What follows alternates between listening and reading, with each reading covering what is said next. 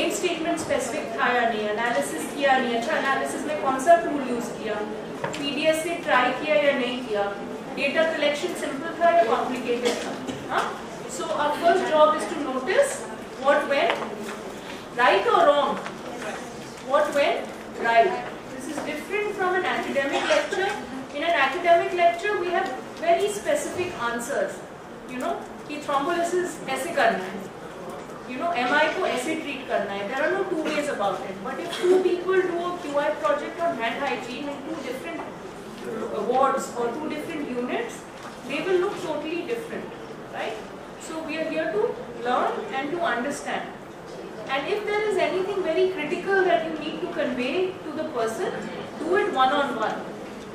Not in a public forum. You know each other, you know everybody. Anything that is very wrong or very critical or can be embarrassing for them, it is better to do one-on-one. Okay? So with that in mind, we will now listen to our first presenter. Good afternoon to all. I am Jinsi Viju, representing CTVS OTT. There we initiated a small QA project to reduce the wearing of accessories by circulating gases in our OT. We are following hand hygiene in our place, but the efficacy of hand hygiene is incomplete without bare below elbows in surgical places like OTs. In introduction, we can say bare below elbow is an infection prevention strategy intended to reduce the transmission of pathogens present in jewelries, watches, nail polishes and other accessories worn by the healthcare professionals, which promotes patient safety. In our area, we found that there was poor compliance to bare below the elbow among circulating nurses.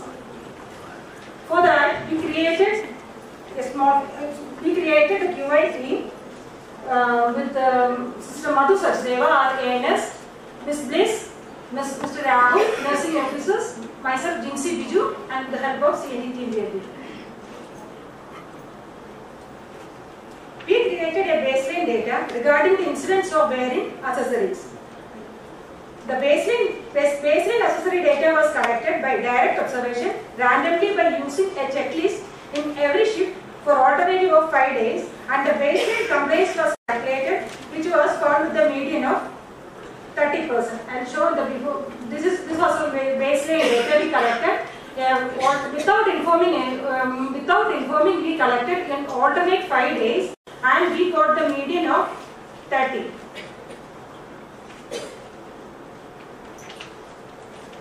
We tried to find out the root cause for the same by using a fishbone analysis method, and the main positive factor were found that improvement in people because of laziness, unwillingness, unawareness, traditions and customs.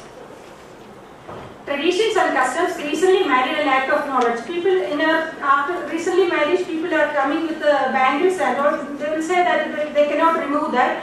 And with tradition and customs, you can say people are wearing spiritual ties. That also we identified in our place. And after some function, people are coming next day for morning shift. Then they will not get enough time to remove nail polishes and all those things. That was also a problem, and there was lack of, in our place there was lack of supervision, and there was no strict standard of operative procedures and lack of CNE. And regarding product, there was because of expensive materials, people are saying that they cannot remove it or it will misplace like that. So this was these are other problems we found it there.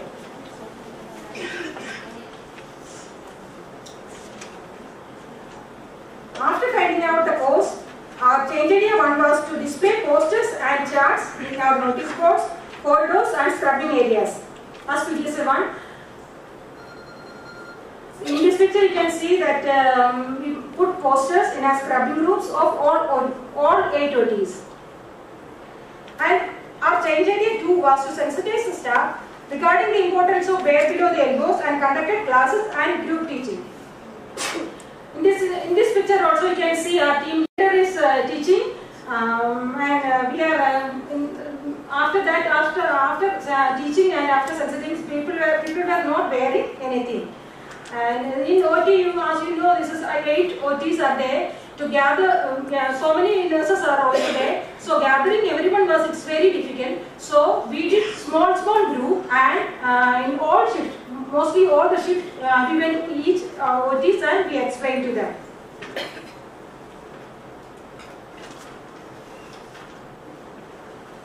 As a result, in this run chart, we can see that our baseline median was 30. Baseline median was 30. PDSA 1 was on 6th day and PDSA 2 was on 11th day.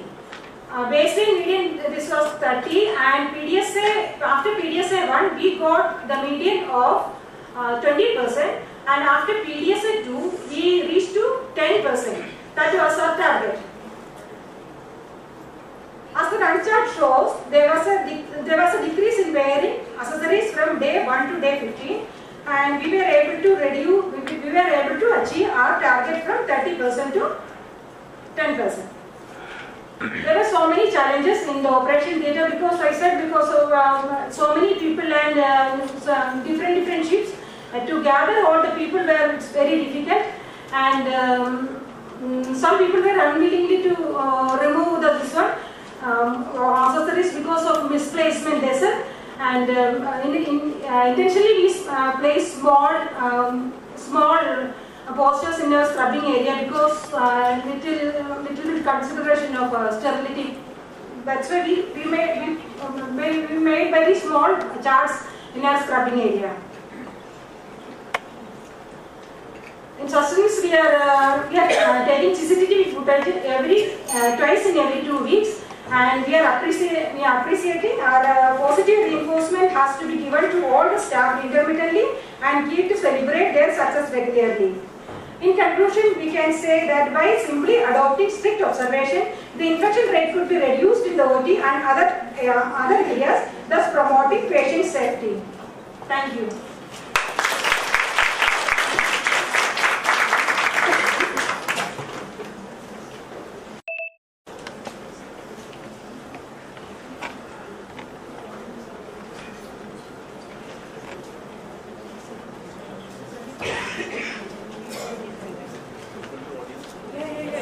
It's open for the audience for any discussion, any question, clarification. Anybody wants to say something? I think it is a daring move to actually do it in OT. And the thing I wanted to know from the speaker was, what is the future plan for this?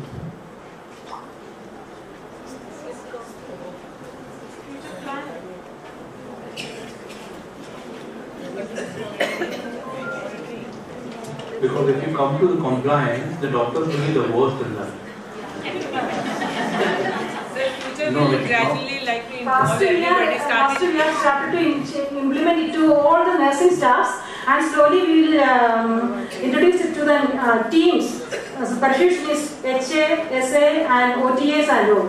and doctors. Doctors also included. I think it would be a good idea to begin with doctors. Yes. Because they have to lead by example.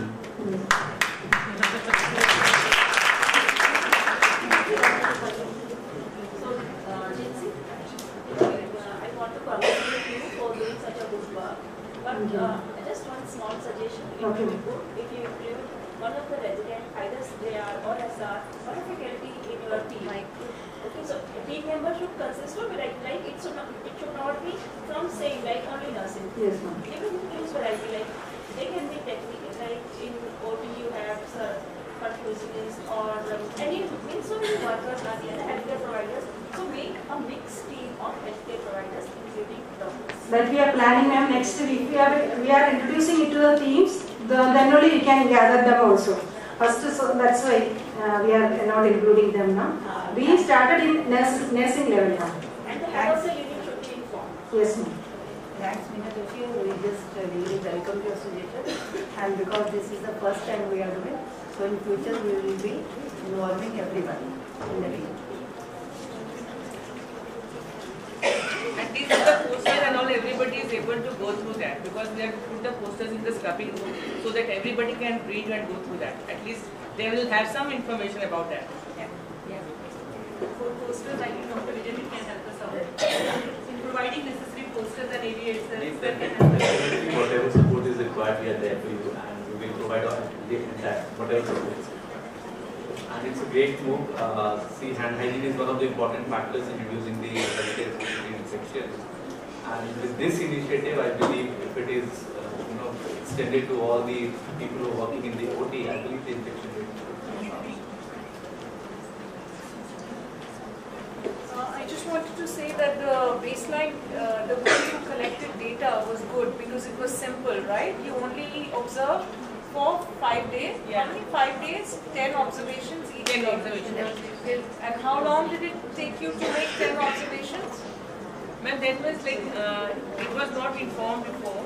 But how much time did it take you to make 10 observations? You can just say from anywhere. There's a mic on every table. Yeah. How long did it take to make 10 observations? Yeah, 5 alternate days we do. Yeah. And Yes. कितना time लगा एक day करने में? How much time did it take you to do observation for 1 day?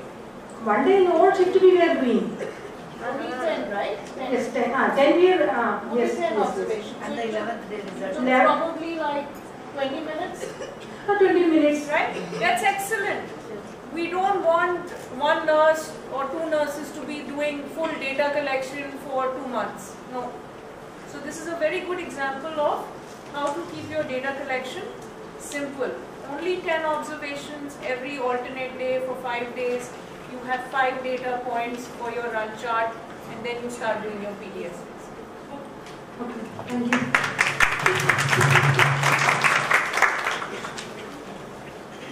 Good afternoon to all. I'm Ms. Elizabeth. I'm representing the QA team of CTS ICUA. We have come up with the project to reduce the inaccuracy in intake output calculation of post-cardiac surgery patients in our ICU from 28.6% to 10% over a period of 2 weeks.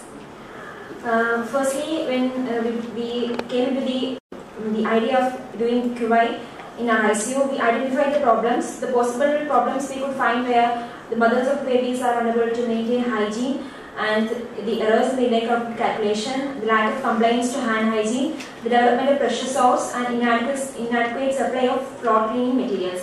These were the problems we identified when we considered a problem that is easily measurable because it's the first project from our ICU, and also the problem which is directly affecting the care of the patients. So we chose to do the second problem, the errors in the calculation of intake and output. There can be a lot of mistakes while we record the intake and outputs, also while we measure the intake and outputs. That can include the forgetful charting, like something which is not charted, or like something, the mistakes like there is insensible water loss, there is water loss in small babies, there is water loss with diarrhea. We don't actually measure and write in the charts, but we are particularly taking the problem of calculation errors while doing the intake and output. As we all know, the fluid management is very important for patients after the post-open cardiac surgeries.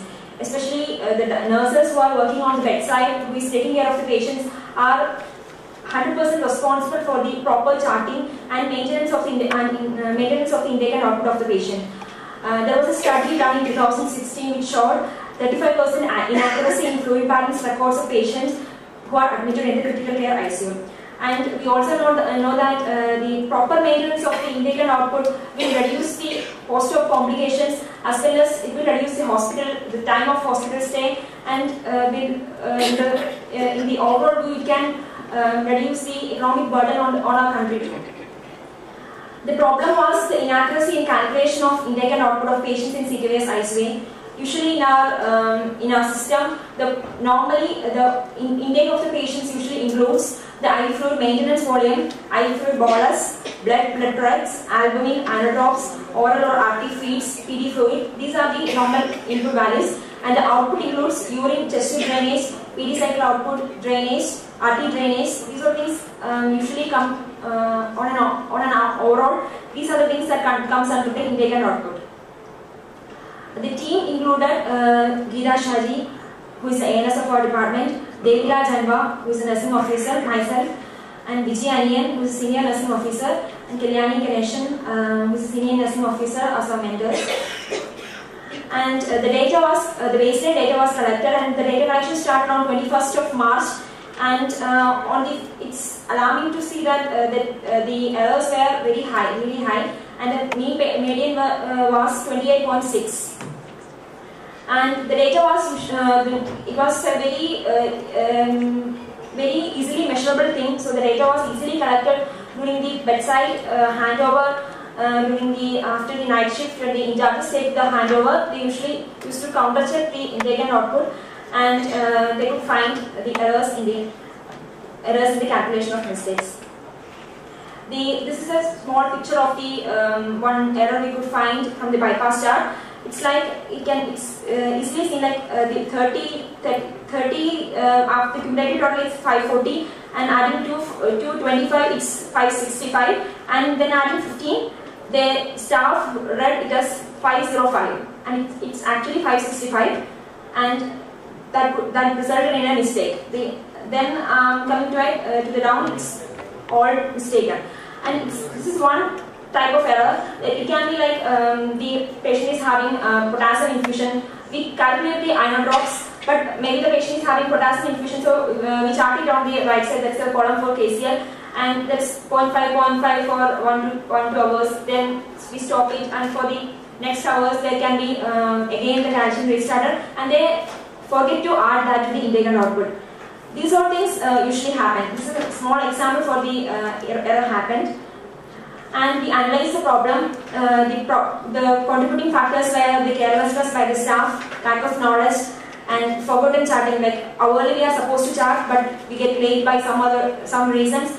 There is emergency, or like there can be many reasons. There can be a late charting. Then poor responsibility by the staff or illegible charting. Then for the environment, there can be stressful working environment, increased workload. If the patient is having too many infusions, the chart can be very much confusing and can result in calculation mistakes. Then if there is emergency situations, then in policy there is no lack of policies and lack of strict supervision. The procedure, there is no counter checking by the end of, if we do the counter checking by the end of each shift, the errors can be minimized.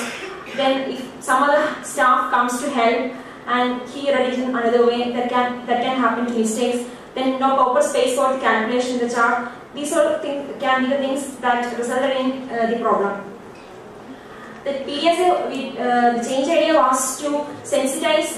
First, we assess the attitude of the staff using the Likert scale, and we educate them how to minimize those factors. Education was done on a one-to-one basis. This was a questionnaire we made based on the factors we could find, and the result was like most of the staff, they believe that the intake and output monitoring is very crucial. And they agreed that these factors factors we identified contribute to the mistakes in calculation. And the data was collected for 7 days, and on the 8th day the PDSA was given, and there is a considerable decrease in the level of errors. It's the median baseline median was 28.6, and it reduced to 7.8. For the sustenance of change, we would say the staff should be continuously reinforced regarding the importance of this intake and output calculation, and it can also be kept minimal with the implementation of the protocols, use of calculators, and ongoing supervision by the administrators. In conclusion, we could say the fluid balance maintenance is very basic and crucial nursing intervention in the cardiothoracic and vascular surgery critical care unit. The better nursing care will reduce the length of the hospital stay as well as minimize the post-operative complications in our ICU. Thank you.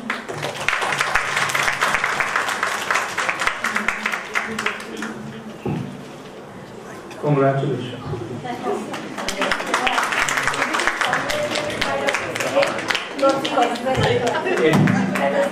In interest of full disclosure, I will accept that I was not aware that any type of the study was being conducted in the CTUS ICU, although I am there most of the time. So in no way it was influenced by me, and it is really an eye-opener to me as well that there was so much calculation mistakes. But accepting a mistake is the first step. They have done it brilliantly. We will make sure that this keeps on improving. And I would invite all the nursing staff who is working in CTUS ICU to perform such projects. Any help from me or from hospital administration required, we are willing to help. We can volunteer in any way which is required. Yeah, congratulations. क्योंकि वो ICU में नहीं क्या ICU We have a presentation for ICU as well. आपसे concern करना इसलिए आपने बोला. The analysis of the data was really good, and you have also done an attitude check, which is great. I just want to suggest something at this point, like in the first presentation and in the second presentation as well, when you're using the fishbone, the people part is coming out a lot. And you're using words like carelessness, laziness, poor responsibility. So that sounds very judgmental. I'm sure no one is lazy here. It's not, I'll just add on it. I think we should appreciate that they are ready to accept that they are. Okay. If it is self, that's fine. You have to accept that fact. If it is self, it's fine, but it's not using that, but sometimes because it differs from human error. You can say human error because that kind of thing we cannot correct. No, one thing I'll tell you, because sometimes it differs from person to person. Every 5 fingers are not same. Of course. So when they work, we have to initiate them and we have to make them realize that this is the error that we do. I think it is very good. Yeah, I agree. Because everyone agrees with that and they try to improve themselves. It's just like, putting a kind of a butter on somebody, like instead of saying you are lazy, we use word like human error. Actually, in CTVS we don't sugarcoat things. But I like the fact that we use a Likert scale, which is as good as a project as a female is ready to prepare.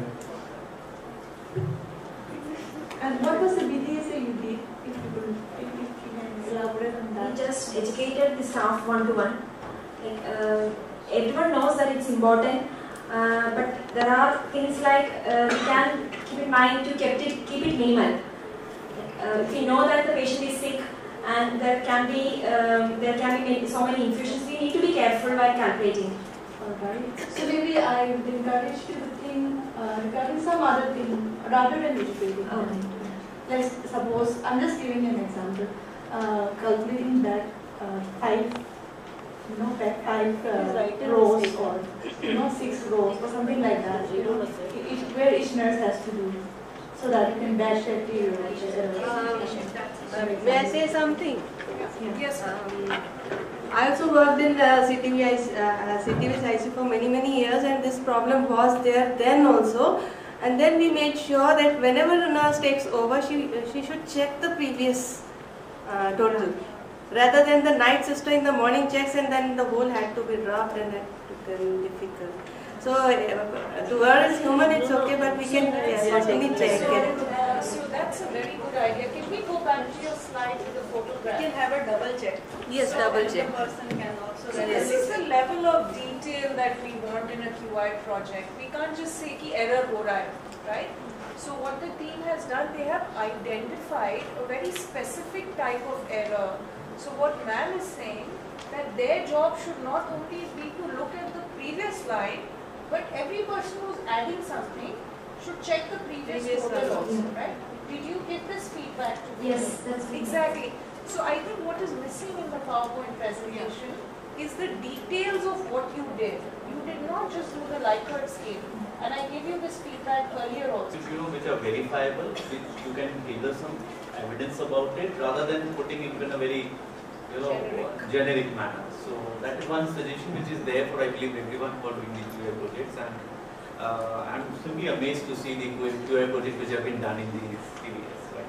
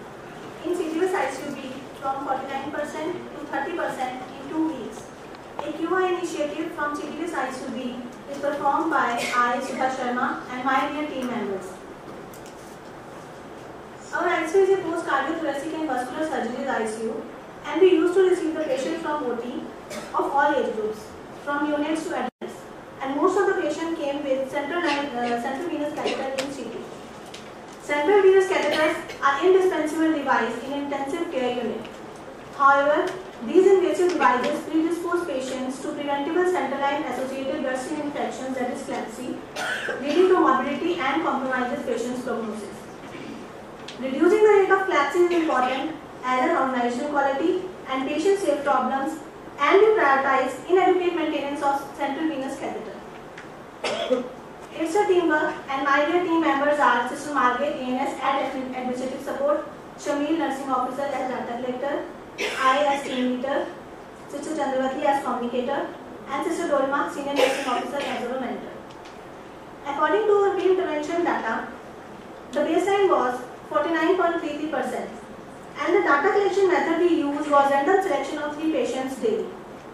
The tool we used for improvement was pre- and post-intervention checklist that contains skin, dressing, tubings as main characteristics. In skin, we observe for temperature, color, discharge, and hematoma. In dressing, we look for soil or clean dressing, wet or dry dressing, and change of date of dressing is written or not. In tubings, we look for label, date of change of tubings is written or not, and blood stains and clean tubings. As per the parallelogram analysis, we find 100% inadequacy was present in tubings and dressings. When we analyze the problem, we have 4 challenges: people, procedure, policy, and place. In people, we have high workload, mishandling of ports, improper hand hygiene, knowledge deficit, and poor patient hygiene. In procedure, we find unsterile material, inadequate aseptic techniques, and oozing on the dressing site. In policy, we find lack of supervision, non-defined standard of practice, and lack of supply, or reduced supply we can say, because it's ICU, so mostly supply is there. Reduced supply is there. In place, we find airborne pathogens and frequent soiling of linen. These all 4 challenges, people, procedure, policy, and place, leads to inadequate maintenance of CVP line. We tested 2 change ideas. The first change idea we tested on day 5, and it was individual teaching about care of CVP line with distribution of leaflet containing CDC guidelines for CVP care and close supervision by nursing in charge and ANS. Here is a copy of leaflet that in the front page, CDC guidelines about dressings and tubings attached to the CVP line is described. And the other page, we have shown the proper central line dressing method, the aseptic procedure. This slide contains 3 pictures of central venous catheter. The first picture shows the clean transparent dressing with proper label on it. Date is written on the dressing side and 3 lumens of central venous catheter. In the middle one, we have shown that first lumen is connected to the 3 bays and to give inotropes. And proper date, time, and name of the inotrope is written on the tubings. With the middle lumen, we used to give IV fluids and antibiotics. And the third lumen is used to measure CVP pressure or RA pressure by connecting it to the transducer and to the monitor. The run chart, we can very clearly see in the run chart that initially the inadequacy was 60% and the baseline was, initially the inadequacy was 60% as shown by blue line and the baseline was 49% as shown by red line. After testing the change idea 1 on day 5, which was introducing the CDC guideline to the staff individually and supervised by nursing in charge and ANS, the inadequacy reduces further up to 30%, which was our target also, as shown by yellow line. Then we tested the change idea 2 on day 8 and it was mandatory labeling of dressings and tubings. After the change idea 2nd, the inadequacy further decreases up to 10%. And we got a new median of 18% as shown by purple line.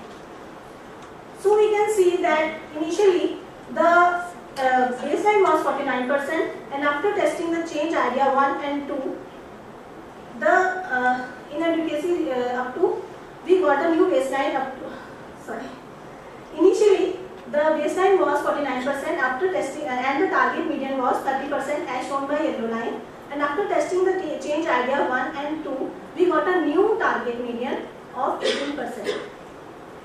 For sustenance, one senior nursing officer would be delegated with the responsibilities of checking the CVP lines of admitted patients, and regular monthly classes would be arranged for teaching the staff about CDC guidelines to reduce CLAPSI. Conclusion: simple changes can improve maintaining care of CVP line, signifies organizational quality and patient safety, reduces morbidity and mortality related to CLAPSI, and finally reduces the healthcare related cost. Thank you.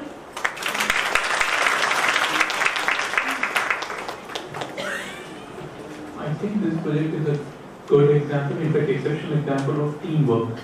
Because this particular thing cannot be done by one person. If you want improvement in CVP, it cannot be done by one person. It has to be a team of involving at least 10 people for one day. Because so many people are involved in patient care and handling of CP lines for one patient in CPS. The thing I wanted to inquire was, which factor do you think improved the most out of all the factors which you enumerated? In your opinion, which factor do you think improved the most? Introducing the CDC guideline and sensitize the staff and supervision also, sir, by the nursing in charge. That is the intervention.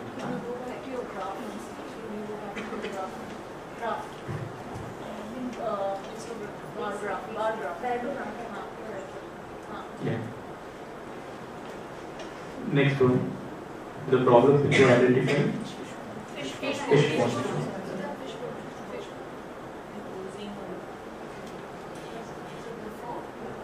In all of these problems, in your opinion, which you think improved the most? It may not be necessarily database. In your opinion, you were the team leader of the project. You must be having some opinion. Which of these factors improved the most? Because that will be the simplest factor to address. Factor which must have led to the majority of the. Can anyone else do team help? Knowledge deficit and high workload and introducing aseptic method to system. Can anybody else want to? He's asking which of the factors actually happen to improve the situation most. Like whether it was keeping the area dry.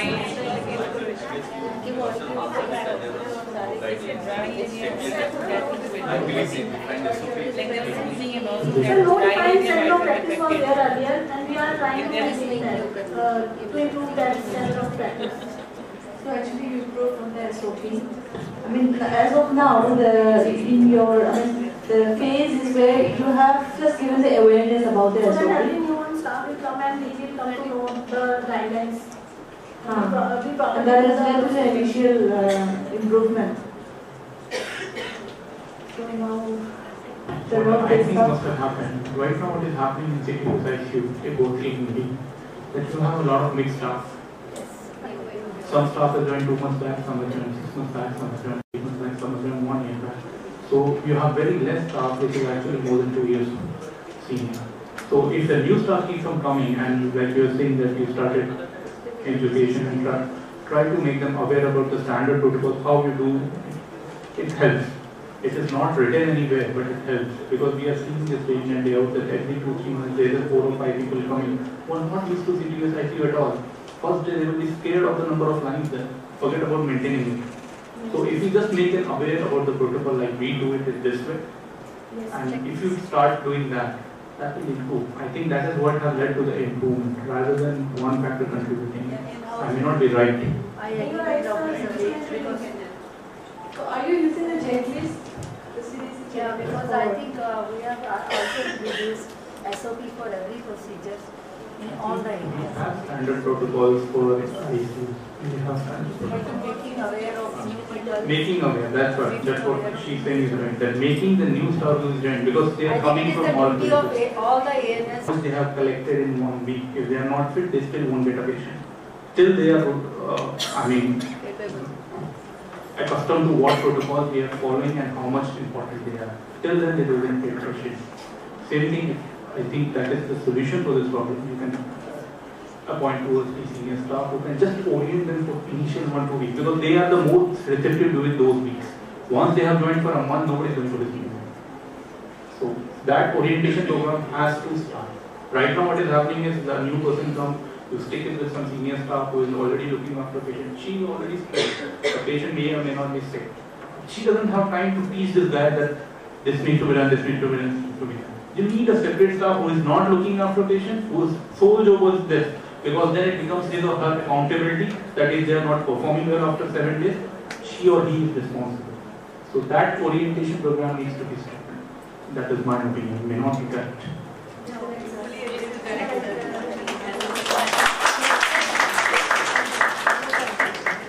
Again, again an excellent, I believe, the topic which has been identified. The HCI is one of the major challenges that it is facing. Just a couple of suggestions I would like to make. First, whenever you enlist various factors in a fish score, so it means that they are cumulative leading to that inadequacy, right? So you have identified so many factors. So you need to have some intervention in place. Obviously, you need one. Second, there has to be interventions for whatever inadequacies have been identified. You may begin with the, as Sir has mentioned, one of the major factors which can lead to the maximum improvement. Second, when you are doing your PDSA, when you are introducing your PDSA, I believe some more time should be given for trends to be more obvious and more clear. I believe you introduced 2 PDSAs, and the observation which I feel should have been a little more, so that the trends would have been much more. Thank you. Thank you. Good job.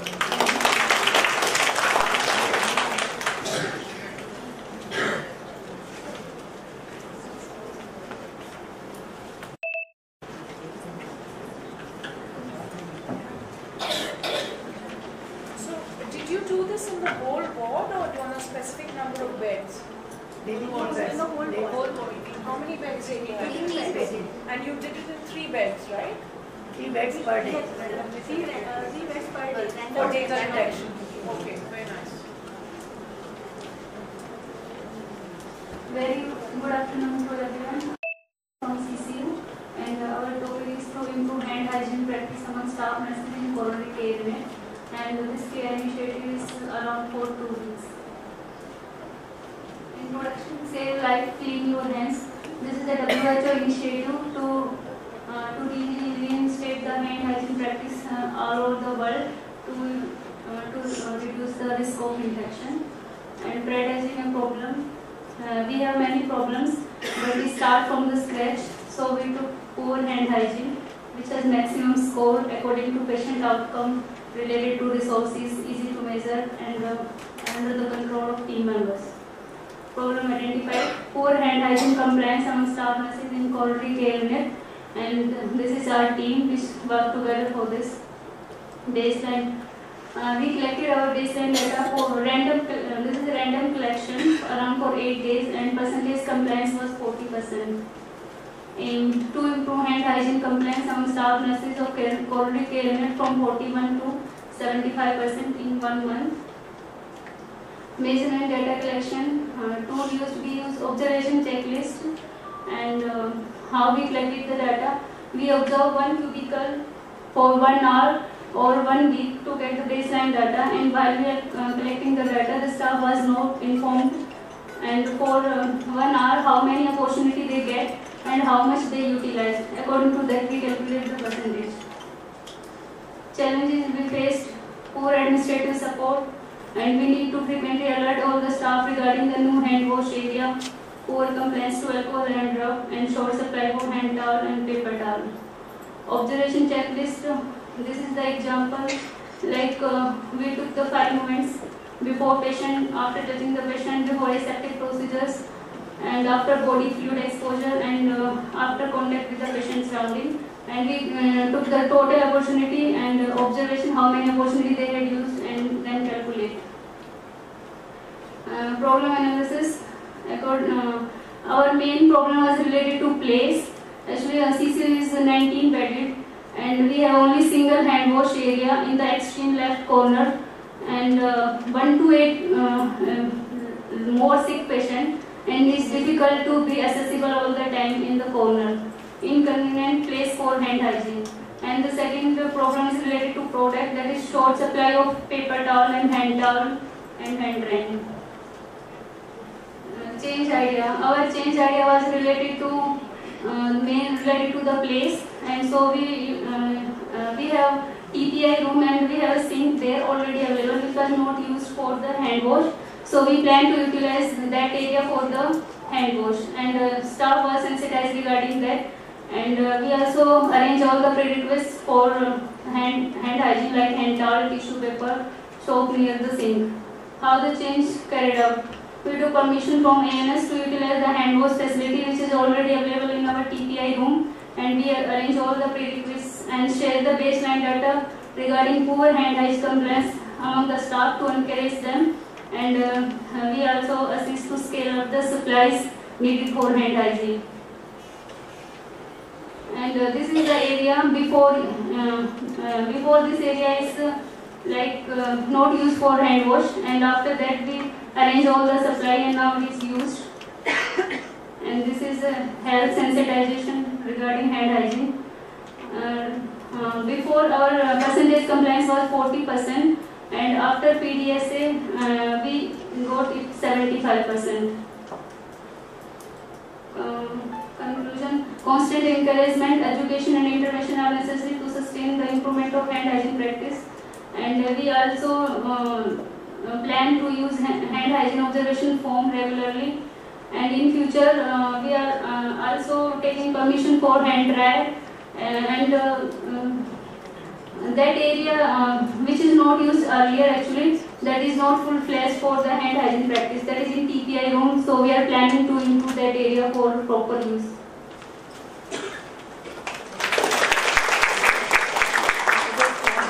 Whether this TPI area is going to be used as on regular basis or it's for the time being? Now we have taken the permission, so it is staff is using it, but actually it is not 100% because we have to dispose the waste in the corner treatment room, and there we have only single hand wash area. So if we have waste, we have to again go to that area only. In this new area, we have no waste disposal area also. So it is used rarely, not like every time. In TPI room? Yes, ma'am. And earlier it was not allowed to use this area. This is specifically for TPI, but nowadays TPI are done mostly in cath lab, and this was unused, like closed. That's what I am asking. When you have done the QA, is it that you have done for the QA project or you are going to continue this? No, we are trying to make it more reliable for hand hygiene. I think it's AIIMS duty like that cannot be done on the block, but that is to be done with the Actually, then it cannot be done for the QA also, because when you are going to improve the situation. So I believe the good thing is that whatever they have done and the findings are very encouraging. So administration should take a note of these things and make the changes. And still we have a lot of poor administrative support when we ask for the handle and all.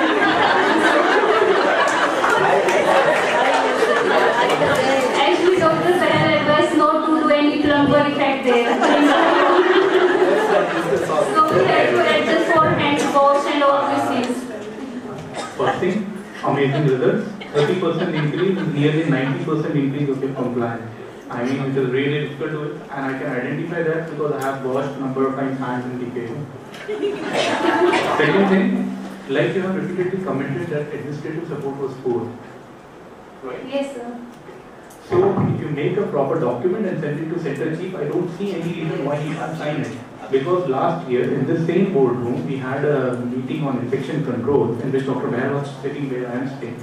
He specifically said that after this meeting, you hand me 10 points on a piece of paper which can be done simply and which will have a maximum effect. Effect you have already shown. The only thing is you have to request him. If he doesn't sign, then it's a different story. But you can always go in. No, sir, we had asked, he said, please don't kneel the wall. Listen to me. See, asking in a corridor and in a cafeteria is a different thing, and asking officially is a different thing. You have got a good case by your side. See, amazing results within a 1 month. You can increase. If you want, you can go and discuss on your behalf. I have no objection to it. I can go and discuss on your behalf. But I don't see any reason why somebody should be refusing to. He may not be necessarily allowed TPI room for hand washing. I am not saying he is going to allow your TPI room. He may make an alternative. He will make an alternative. And I can understand that actually the hand washing area is quite far from bed number 1. It was in the extreme left, 1 to 19 bed. It's nearly, I think, 100 meters.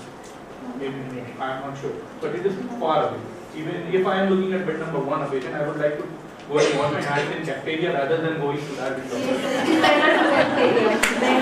That is a practical problem which you have identified correctly.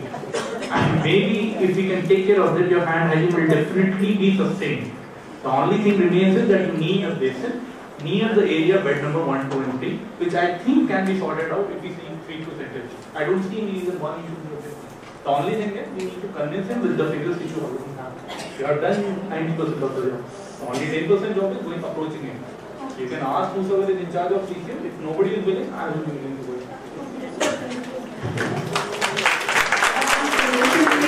Residents also, in this observation only the nurses were observed, and it's good if we have residents also being observed that they are good hygiene.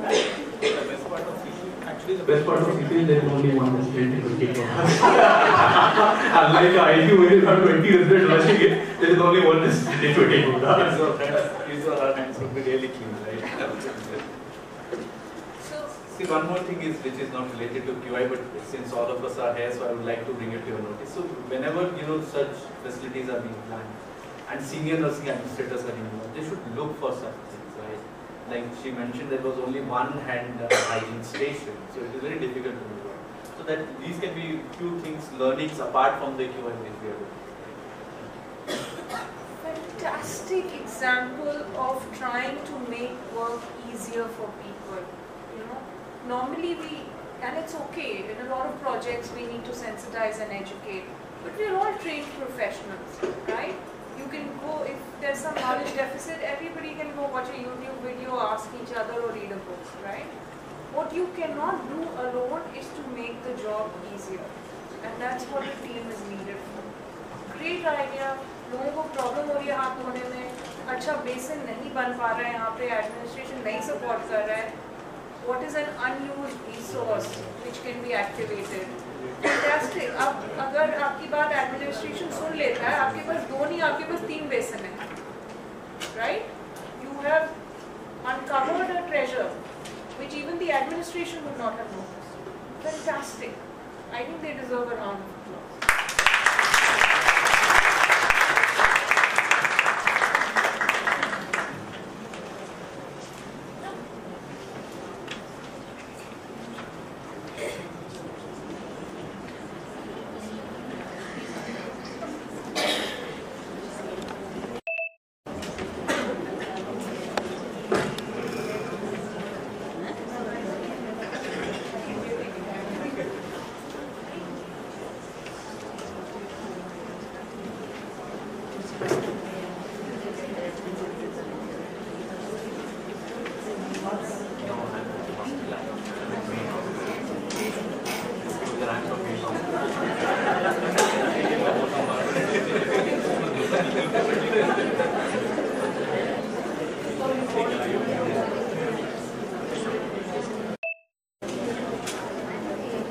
Good afternoon. I am Shinju. I am here on behalf of QRT from CDP ward. Before going to the presentation, I will give brief description about our ward.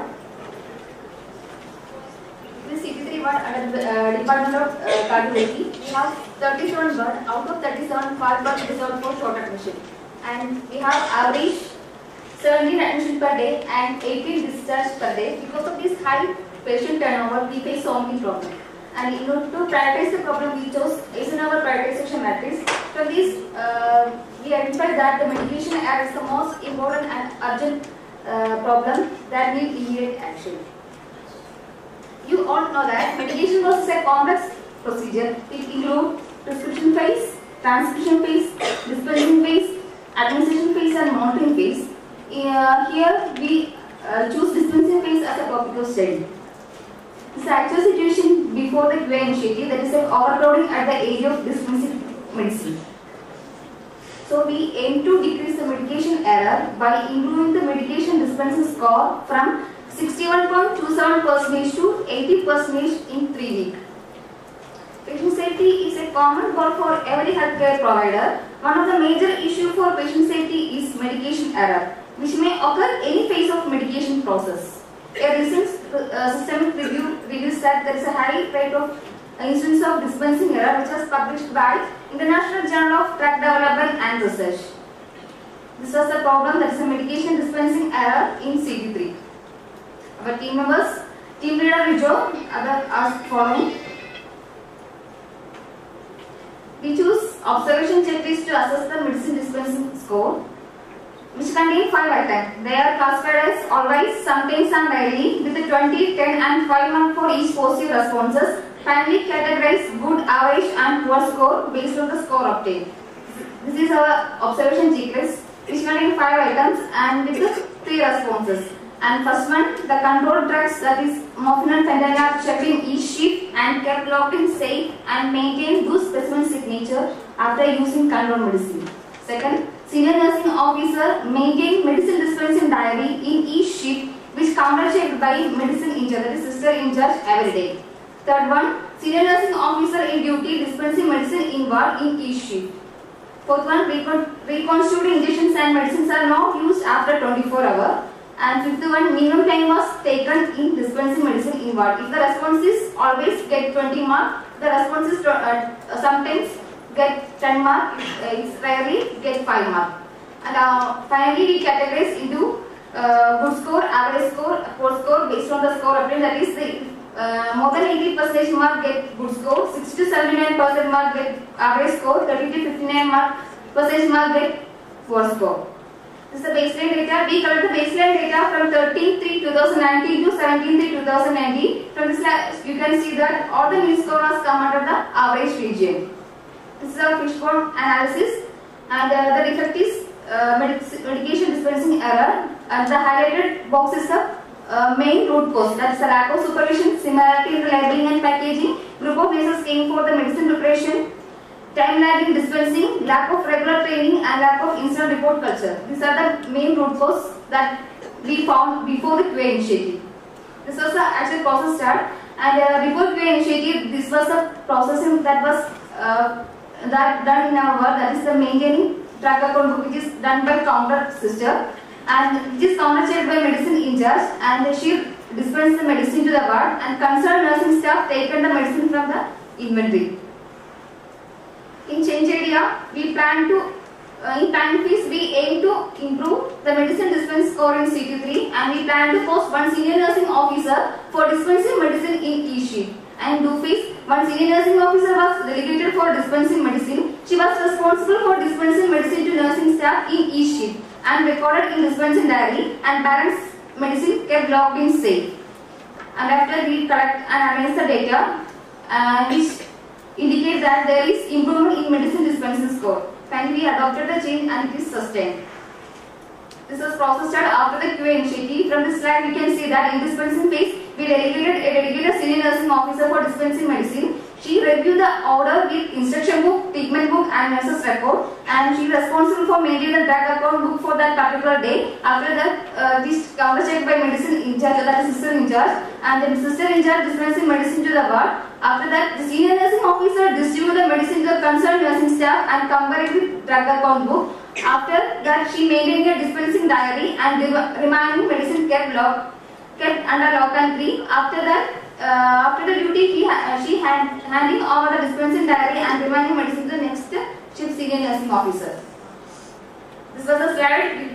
Slide shows the pre-test and post-test result. And in pre-test result always come under the average score, but in post-test data, which is there's a drastic improvement from average score to good score.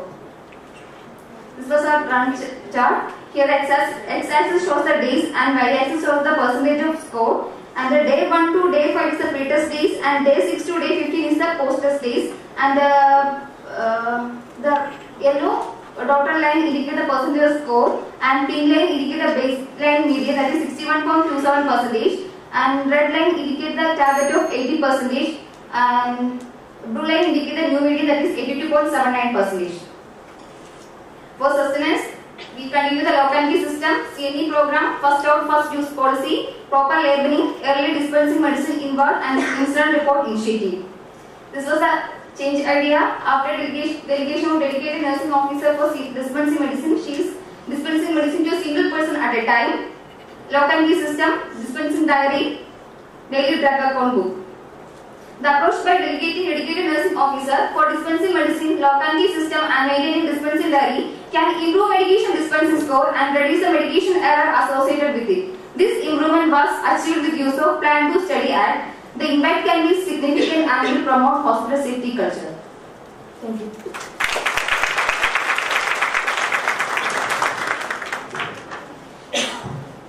Okay, you identified the problem excellently, and definitely whatever you have done has worked. You have tackled it. My only question is, how do you intend to report the incident risk? You said that you will start reporting of incidents, drug incidents, machine malfunctioning in the patient is actually never reported. It's not with CTJ, it's for everybody and everywhere. So what we usually do in CTJ ICU is, suppose some machine has malfunctioned at some point of time, I will prepare a letter to the head of department, and it goes to the head of department and it goes to the office as a copy. So that is how we report. How do you intend to report the incident errors? Actually, we report to the AIIMS. You need to have a record somewhere, and the best office to keep a record is always the office of the department, so that anybody can use it for future purpose. I mean, it's a policy decision and needs to be taken by you people and your head of department. But the best way to keep it is, there should always be an office copy of this, so that it can be used for future purposes, and it should be safe. It should not be leaked with somebody's hand so that they can distribute it somewhere. So you need to work on that, how to report incidents, because we don't have a standard operating protocol as of now. And that will help a lot, because as of now we don't know the burden of the problem. I work in ICU, I have no idea how much it happens in ward, but I am sure that nobody knows the burden of the problem as of now. How many medication errors are actually occurring in at least cardiology, CTVS, or for that matter, CT center. We need to have one reporting platform so that we can, at the end of the year, we can have some figure that 15 drug errors happen because of this issue. If you can address it, I think that will help more. Well, can I say something? We have an incident report book in our unit, and this medication error happens. It should not be very often, but it happens. And if we start making the person write and all, then they don't report the matter. So you're mistaking. I'm not saying that the person was is supposed to write it. You are supposed to write him.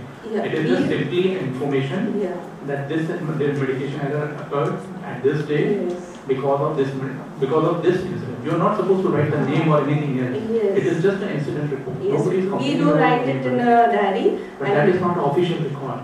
The official record needs to be with the department. Every error has to be reported in writing, do you mean? That is the only way of writing an incident report. I think it is for the information of everyone what Dr. Sarvesh wants to say. That is the only way of writing an incident report. It should be official. It should be reported to the competent authority. You are not competent authority in this regard. He is the head of department. So we report even the smallest thing we report to head of department, actually take a receiving copy from the office, so that nobody can point us tomorrow that you have not reported this. We'll find out a solution. In all the wards there is incident report system, but I think we have to make a protocol to inform to the. But then we have to write a letter regarding. If we talk to the head of department of cardiology, do you think he will know that this much of drug medications are happening in the ward? Yes, he knows. He knows. We inform them. If it is a very major one. Verbally. Sorry? Verbally. Verbally. And when Dr. Behal retires? We write it in our incident report. When Dr. Behal retires? So once you send it as a document, it is official record. Our HOD and our SR, we inform them. See, again in excellent areas, I would like to share that one of the studies has been conducted at AIIMS in main hospital, and the medication errors are to the tune of 25 to 30%. Right?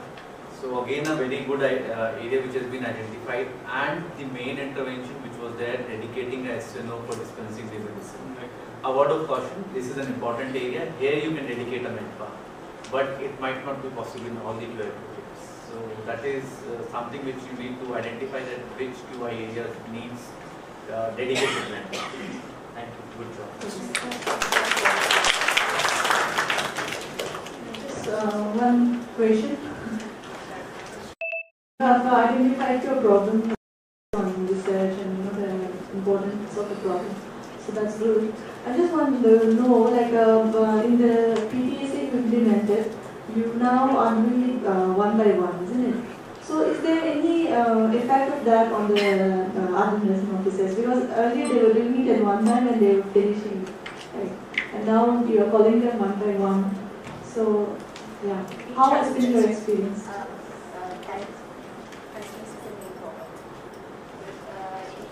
So has anyone been complaining? There are time waste, so I have to wait.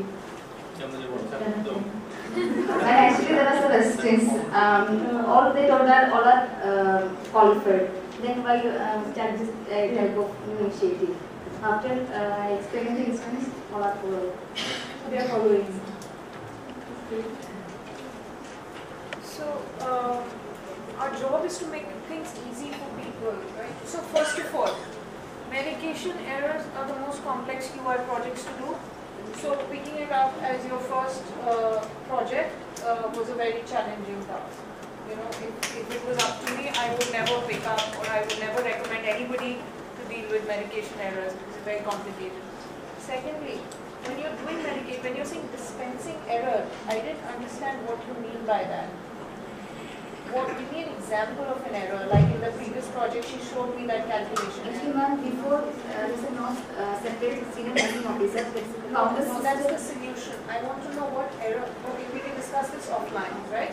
What is the exact error which is happening and what is the solution, right? Those things have to correlate. We can't start from the solution and say there is no senior nursing officer, so let us put a senior nursing officer, right?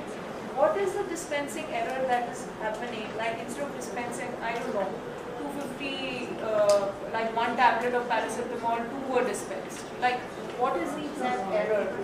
And how can we stop that? So it broadens your solutions. It gives you more ideas for solutions. I think the synonymous names. Yeah, so then the issue is not so much of whether the SNO is doing it or not. Then it's an issue of labeling, right? So it broadens your solution space. So, and we need to be less attached to our solutions. We need, if tomorrow it turns out that 10 nurses are complaining कि ये नहीं काम कर रहा है, go back to the drawing board and say कि हमने बहुत अच्छा idea था हमारा, it reduced the error, but it may not be feasible. So sometimes the best ideas we have are not feasible, and we faced a lot of issues with this in the emergency department. There were a lot of ideas for a lot many things, but they were not feasible, so we were not able to do them, right? So we'll take this offline. Medication errors are very challenging, and they're not so straightforward. What was the reaction of the senior nursing officer? Was she happy with this kind of experiment? Actually, this was, if I am not wrong, it was identified by the AIIMS in charge over there with the synonymous names, like ciproflox. As much as we can, we should, let's see how the SNO may have noticed क्या गलतियाँ होती हैं. Make a list of those issues. Your project is not finished.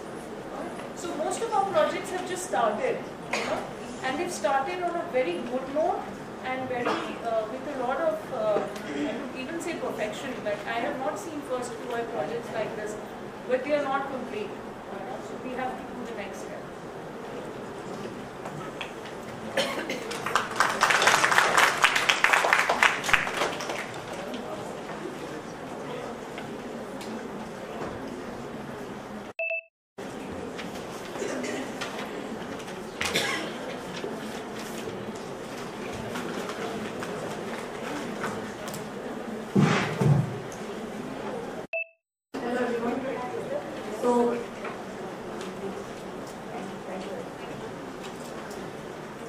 Before I start the presentation, I would just like to ask a small riddle. Let's see how many of us can get that. So it's the size of an apple seed, and it's awake while you are asleep, and it's very good at hide and seek, and it usually bites in a street. Can any one of you guess and tell me what that could be?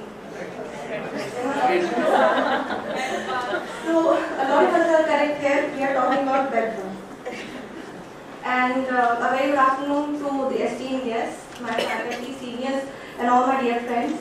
And thank you for giving me this opportunity to stand here. And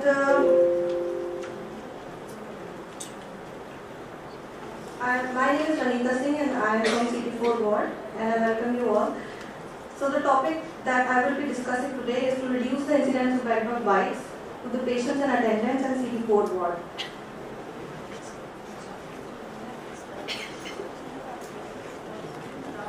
We see that most people who are coming to AIIMS, they are mostly poor patients, and most of them cannot actually afford private care, but that does not mean that we reduce the quality of nursing care that we are offering to them. And a lot of us think that bed bugs is a very trivial problem and it's no more existent, but there has been a recent resurgence because our patients and attendants have been complaining about this, and this has been an ongoing problem, and it causes a lot of sleep deprivation to our patients, and because they are post-operative patients, they already have pain, and we know that the outcomes are very negative if they don't get adequate sleep. And also we see that bed bugs can act as vectors of distress, causing anxiety and stress. And in a lot of patients there were allergic symptoms, blisters, and for this they have to use some topical or oral antihistamine medications also. And you'll be surprised to know that bed bugs has been associated with the transmission of around 40 diseases, and even MRSA can be transmitted. So to identify the problem, we see that bed bug is a resilient organism and it can survive for 5 months without any food. Now, we know that it is easier to sensitize our own staff because we are all professionals. And we have a responsibility, but we wanted to do something which was more patient-centric, and we wanted to include the patients and the attendants, and that is why we identified this as our problem.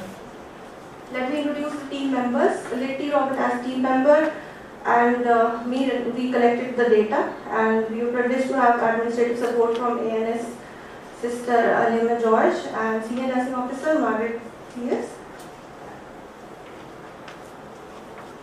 Now, before we prioritized the problem, there were we considered all the possible problems that could be there, like the incidence of bed bugs, difficulty faced in discharge and admissions, and hand hygiene, poor general hygiene, and others. And we found that what needed most attention was the incidence of bed bugs in our unit. So we collected baseline data, and this was done in the whole of CT4 ward. In our ward, we have 7 cubicles, and we have 2 isolations. We have a preparation room and a treatment room, and doctors and nurses room. Everything and everywhere we collected the data, and it was alarmingly high in certain cubicles. And especially in the winter months, it was very high. Now, to start the QI initiative, we thought, after discussing it with the mentors, that we should concentrate on one of the cubicles where the incidence was very high. So we selected cubicle number 1, and it was found that the baseline data was around 58%.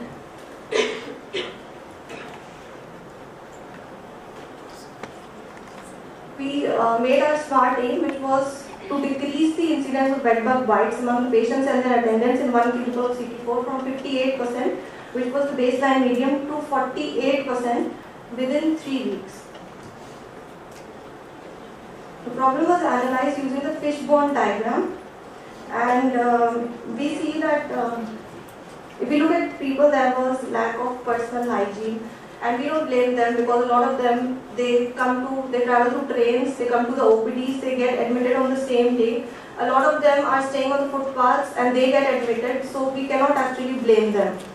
And second thing would be that because there was no provision for lockers for them or a waiting area, so they would carry all the personal belongings along with them into the patient cubicles. And they come from different parts of the country, and there was a general knowledge deficiency regarding this. About the policy, I would say that there is no standard policy regarding the inspection or the prevention of bed bugs. About the place, we found that cubicles were smaller, and there was, especially cubicle number 1, and there was less bed space. And about the procedure, there was no special routine for eradication in the department. So we collected data using checklists, asking the patients and the attendants. The change idea was that when we do the root cause analysis, we found that the point of entry was the articles that the patients and the attendants were carrying along with them.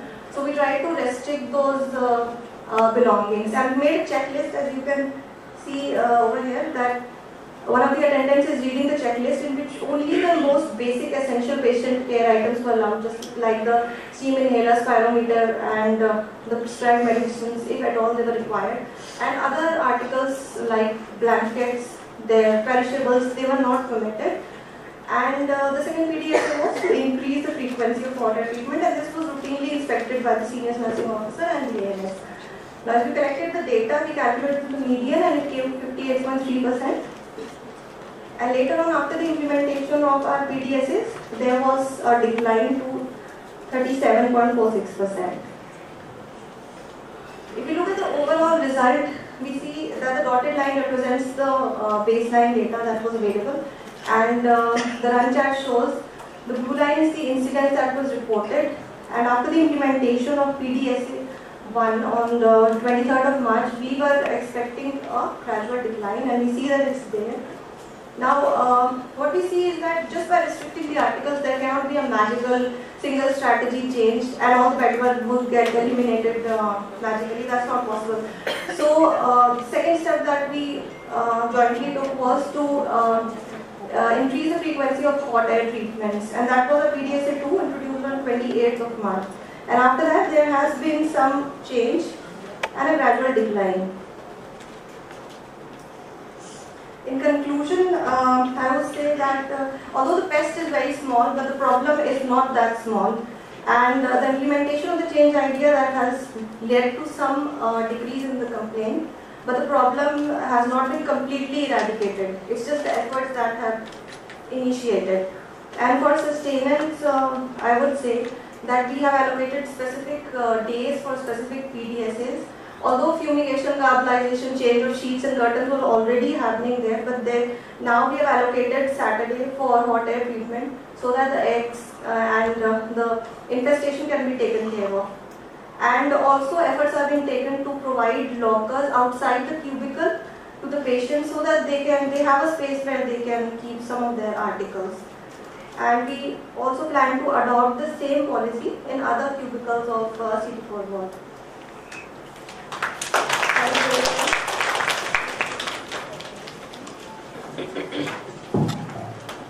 Do you think that bringing lockers out of the ward, like you have in cardiology ward, I think has lockers outside the ward? Yes. Do you think that will have a huge impact on this? Yes. I think it should have considerable change. Okay. Because we noticed in winters, patients are directly coming from the OPDs, and they are carrying huge amount of woolens and blankets, and that is the main carrier. Because that is a simple intervention that does not bring rocket science. You just have to get a locker outside the ward and you can just do it in one day. If you can have a good impact, we can do it in one day. So the problem of bed bug is extremely challenging, I would say. I look after the main hospital and the officer in charge for sanitation was sleeping in the So nobody knows better than me than how challenging it is. And I must congratulate you, you took up this topic and you have scientifically shown that it can be brought down. Right? We haven't measured it yet, how we can bring it down, and they're multifaceted. It's a complex problem. It's not as simple as what you just stop somebody. It takes. We can discuss it subsequently, maybe separately. Yeah. So that is a wonderful topic, and I believe this will also motivate us to do something more in this regard. Good job. Thank you. Before we move on to the next presentation, Madam Hina Joshi has some engagement in her department, so she is about to leave. We would like Mrs. Manjeet Bhalla to present her a token of thanks.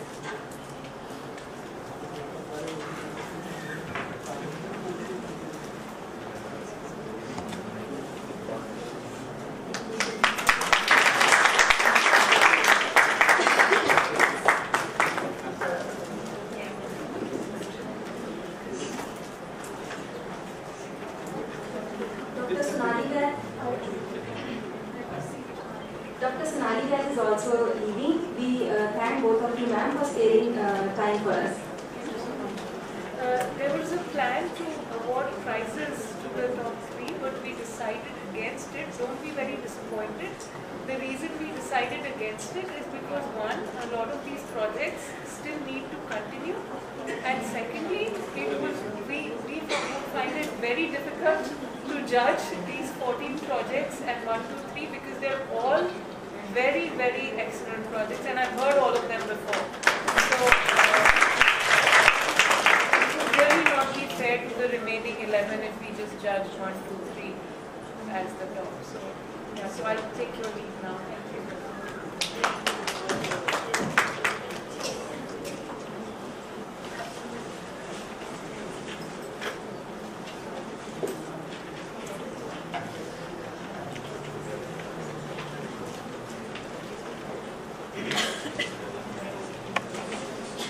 Good afternoon, one and all. I Pallavi Raj from 65 ward and I am going to represent the problem of my ward. So the problem statement is to reduce the transcription error in cardiothoracic ward from 20% to 10% over a period of 4 weeks and the timeline was 13th March to 11th April. So we did brainstorming on multiple problems existing in our ward like poor hand hygiene, mishandling of equipment and transcription error, and we decided to choose transcription error as a priority problem in our ward. So before introducing about what transcription error is, let me introduce about my ward, that is CT5 ward, briefly. Basically, CT5 ward is a cardiothoracic ward and it has 38 beds, in which 12 beds are monitor beds and rest of all are non-monitor beds. We directly receive the patient from ICU after cardiac surgery, and once the patient gets stabilized and requires no further monitoring, the patient shifted to non-monitor bed in same ward. So on daily basis, each day we do shifting and shuffling of the patient. In this process, we have observed that transcription error are very frequent. So we selected transcription error as a priority problem from our ward. So basically transcription error is a specific type of medication error and is due to the data entry error or error in the transfer of information from a doctor order sheet to nursing chart. So I am going to skip this slide. And in AIM, our first aim was to investigate the frequency and type of transcription errors in CT5 ward, AIIMS New Delhi, and the second aim was to, after investigating the frequency and type of transcription error, to correct those identified errors and implement measures to promote correct and safe transcribing. These are our team members. Our team leader is Mrs. Mary Phillips, she is Senior Nursing Officer. We got our administrative support from Mrs. Janak Rani, she is ANS, and data collector was Mrs. Kavita Rani. Presenter is myself, and our mentors are Mrs. Dolma ma'am, she is Senior Nursing Officer, and the whole NI team. In measurement and data collection method, the tool used is direct observation by cross-checking and reviewing the nurse's report with doctor's order by using a checklist, and the checklist was consisted of 5 domains. The first domain was chest physiotherapy, nebulization, spirometry, stream inhalation and medications. So this was the checklist which was used during the data collection. We can clearly see that it was consisted of 5 domains, and daily we check the files of the patient. Daily we check 3 files of the patient, and each domain, like if error was found in any domain, we put the cross check, and if there was no error, we put the right mark on the file, and we calculated the percentage of transcription error on daily basis. Data collection was started on 13th March. Each day 3 files were checked, and the samples of the study were files of the patient who were received from ICU after cardiac surgery and after getting stabilized, who were able to perform spirometry and steam inhalation.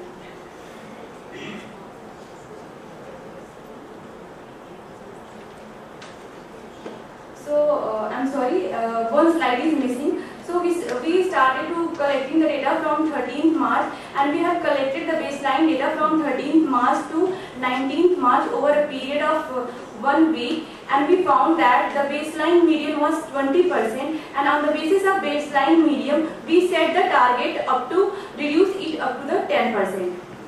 And this slide, basically this is a Pareto chart, and it shows the percentage of distribution of transcription of error. Basically this shows the percentage of transcription of error according to the domain wise. And on the basis of 1 week of data, we found that there were no error related to the medication and nebulization. But the error were related to spirometry, stimulation and CPT was very high in percentage. And we did problem analysis on the basis of fishbone method, and in people component, we found that the staff were focusing mainly only on IV or oral drugs, and they have very busy work schedule, and they are not aware toward transcription error and its legal aspect. In environment, there is too much shuffling and shifting on ward. There is no strict supervision by the senior nursing officers, and second check by the assigned staff is not being performed, and orders written on inappropriate place.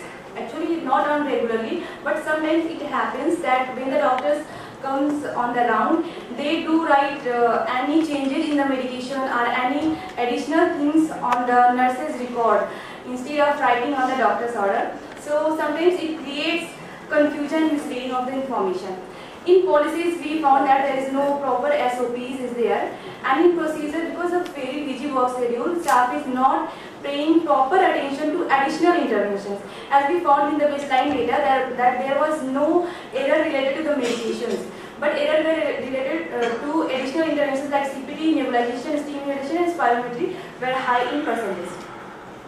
So after analyzing the problem, we plan to implement the PDSA on 22nd March, and in first step, a general meeting by the AIIMS ma'am was done, and brainstorming on the problem identified, and she discussed the finding of the error, that transcription error related to additional intervention is being very frequent in our ward, which may have an impact on post-op recovery of the patient, and it's an unintentional and preventable human error. And she did sensitization toward the transcription error and its legal aspect. And a small talk given on the pulmonary dysfunction after cardiac surgery, like respiratory complications are very common, and it may happen following cardiac surgery, and they are very important part of nursing care. It should be given to avoid these complications. And the second step, strict monitoring was done by senior nursing staff, and if they found any discrepancies that were recorded, and assigned staff were notified immediately and given the opportunity to correct the error.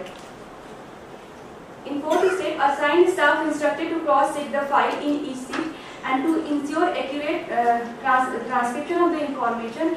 They were instructed to count the number of medication and count the number of orders, and then record it properly on the nursing chart. And senior nursing officer and counter sister were instructed that whenever doctor's round will be there, they has to accompany the round, and proper documentation of orders must be carried out. So this is the run chart. We can see in this chart, this fluctuating blue line shows the percentage of transcription of error.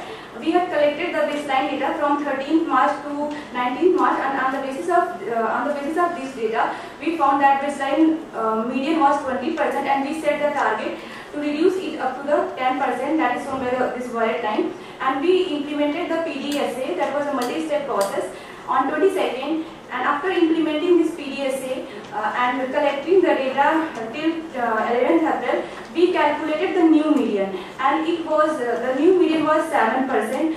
So it is clear that we have achieved our target within the timeline, but we need to sustain the improvement, and for this it has been decided that one senior nursing staff is assigned to cross-check the files of the patient every day, and education to the staff will be given by senior nursing officer 15 minutes once a week.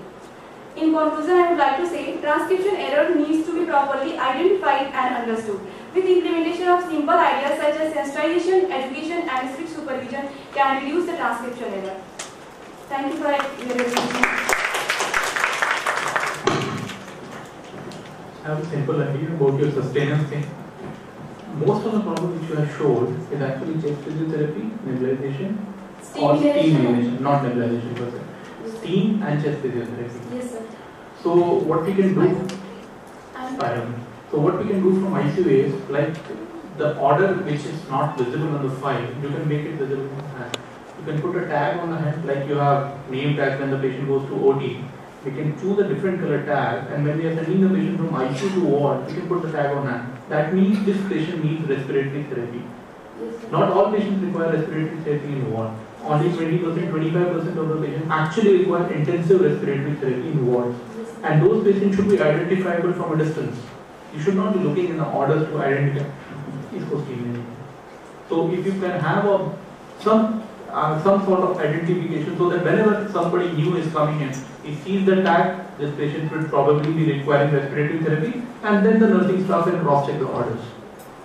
Because I'm sure if you want to sustain this program, it will be very difficult to coax everyone to check orders of every patient in every shift. That is a very high number. So if you can come up with an idea so that whenever the new staff comes in, he has some sort of identification, probably this patient requires respiratory therapy, the nursing staff will definitely check the order and see what is missing or what is not. Or he can confirm with that. If you can come up with an idea like that, probably it will lead to the sustenance part. You have already done the initiation part, which is good. But if you want to sustain it, I think this is a simple idea. I don't know how much it will work. Yeah, so second presentation on transcription error. I just want to suggest one thing regarding the PTSA. So one rule about PTSA is that we test an idea at a time. So in this case, since I think you were rushing for a conference, it may be the case you have bundled your approach. So she has mentioned around 4 things which you have done. The problem with this kind of thing is that we don't know which part of the process have affected the outcome. Which one has led to a better improvement. So probably we may not need a change idea, one of those, but we don't know now. So maybe when you take forward the project, you can find out, test, see, observe which one is leading to more improvement, and then follow that. Thank you. Again, an excellent presentation, and I'm just amazed at the topics which have been selected, and all of them are quite relevant to the context we are in, right? So again, we also need to see that how these interventions and the changes which you're bringing can be converted into simple ideas which can be done on the ground. And sustenance is definitely an important thing which needs to be looked into in every project. So sustainability is something which will take your projects ahead. So that's all. Thank you.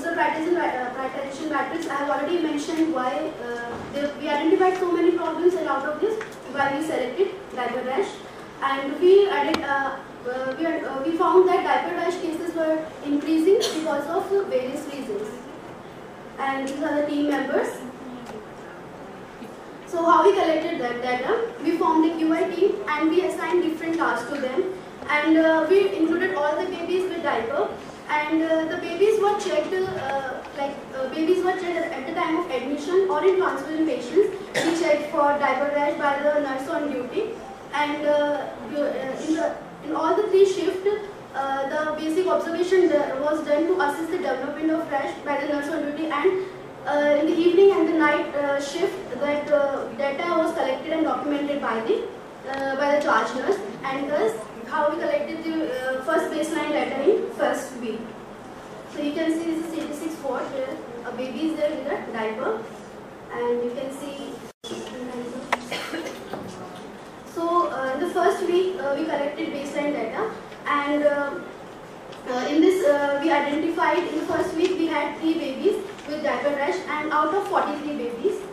And this study we started from 8 March 2019 to 28 March 2019, and we did fishbone analysis in order to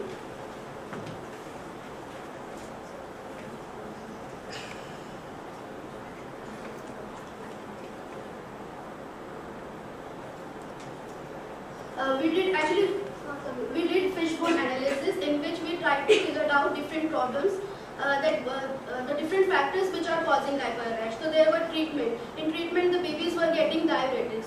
Diuretics may cause, it is responsible for causing large urine output. So it becomes necessary, and we have to monitor the urine output, it becomes necessary to make them wear diaper. Another thing is they were getting, some of the babies are getting formula feed. This formula feed in some babies can cause loose motion, and because of this loose motion it makes the area wet, and because of that it can cause diaper rash.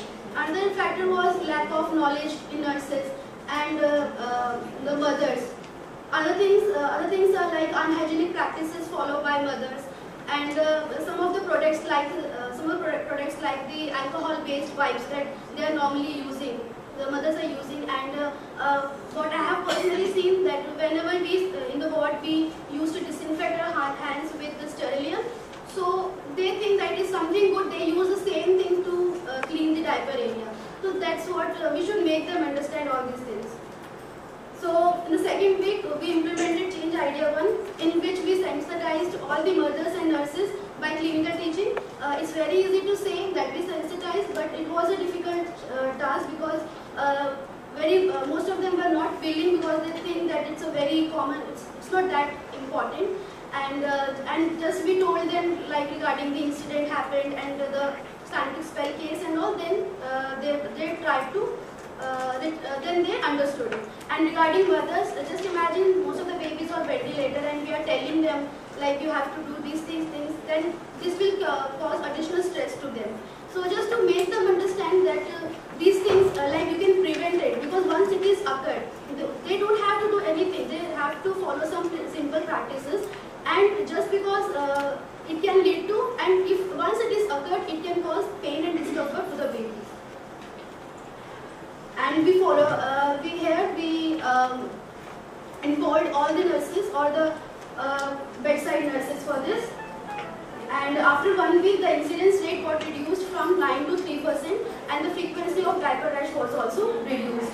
And actually, our target was to reduce to 2%.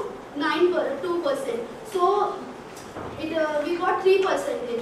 So we implemented change idea 2, in which we prepared some handouts and displayed in all the patients' cubicles, and along with that we gave clinical teaching to them. So you can see the run chart here. This blue line indicates the percentage of diaper rash throughout the study. This red line shows baseline, and this green line, the dotted line shows target. So initially it was 9%. After change idea 1, like after teaching them, it reduced to 3%, and after change idea 2, it reduced to 1%. Then sustenance, we have just displayed all the handouts like near the counter, in the hand washing area, and we are still practicing in our ward, and a separate staff is there for this, and because of this, in today's scenario, we have a 0% incidence rate of diaper rash, and we have also involved our senior resident and also consultant also. So that's why I can say it's quite preventable. So general awareness and simple precaution, diligent care, assistance, simple practices can reduce diaper rash, and the most important thing is it reduces undue pain and stress hospital stay, and it is really cost effective. Thank you.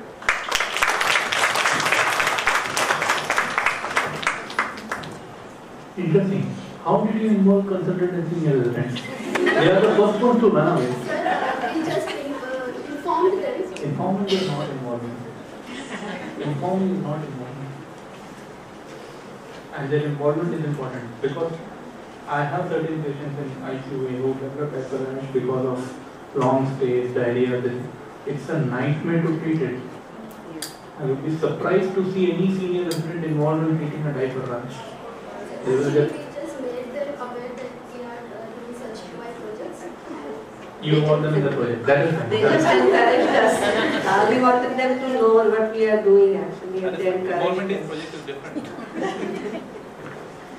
Yeah, so Rashmi, the way you have presented this problem, I just want to highlight on one strength that you have used in your interventions, that is bringing out the story in order to involve the audience, the nurses and the mothers. So this problem is a sensitive problem and involves babies, and we become emotional when it comes to babies. And it's a good idea to use stories, to engage the people, which you have done. So maybe next we can make a video. And the QI project which you have done is very comprehensive.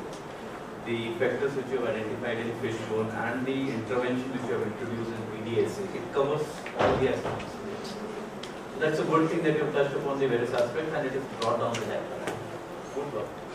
We were able to prevent it altogether. And daily we had a clapping in our ward during the huddle that today we don't have any rash, new rash. That's a good thing. You can mention that in your slides. We had some slides, it's not coming up, I think so. There's something.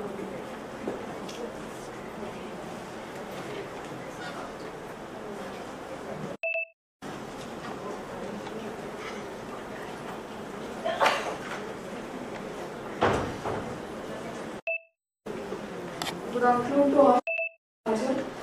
Part of the initiative program, we go to present hand hygiene compliance improvement.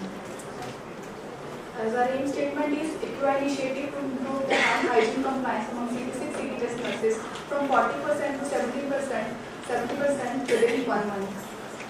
As before that, we have selected a problem. We have prioritized a lot of problems, matrix a lot of problems. In that, first 2 problems, that is main, in which the poor hand hygiene compliance among patients and their relatives, and the second is poor hand hygiene compliance among staff members. Both का एक दूसरे को इस्तेमाल से पहले खुद को इस्तेमाल चाहिए. That's why we had taken on among staff also, firstly. So this is the introduction I will do. As we all know, practicing hand hygiene is a simple, best method to prevent any type of infection. Also, to if we say it is the help to less use of antibiotics and their resistance also. And on an average, find out that there is a healthcare providers clean their hands less than half of the times they should. And according to the recent CDC 2019 guidelines, they were found that in a hospital there is a 25 hospital patients.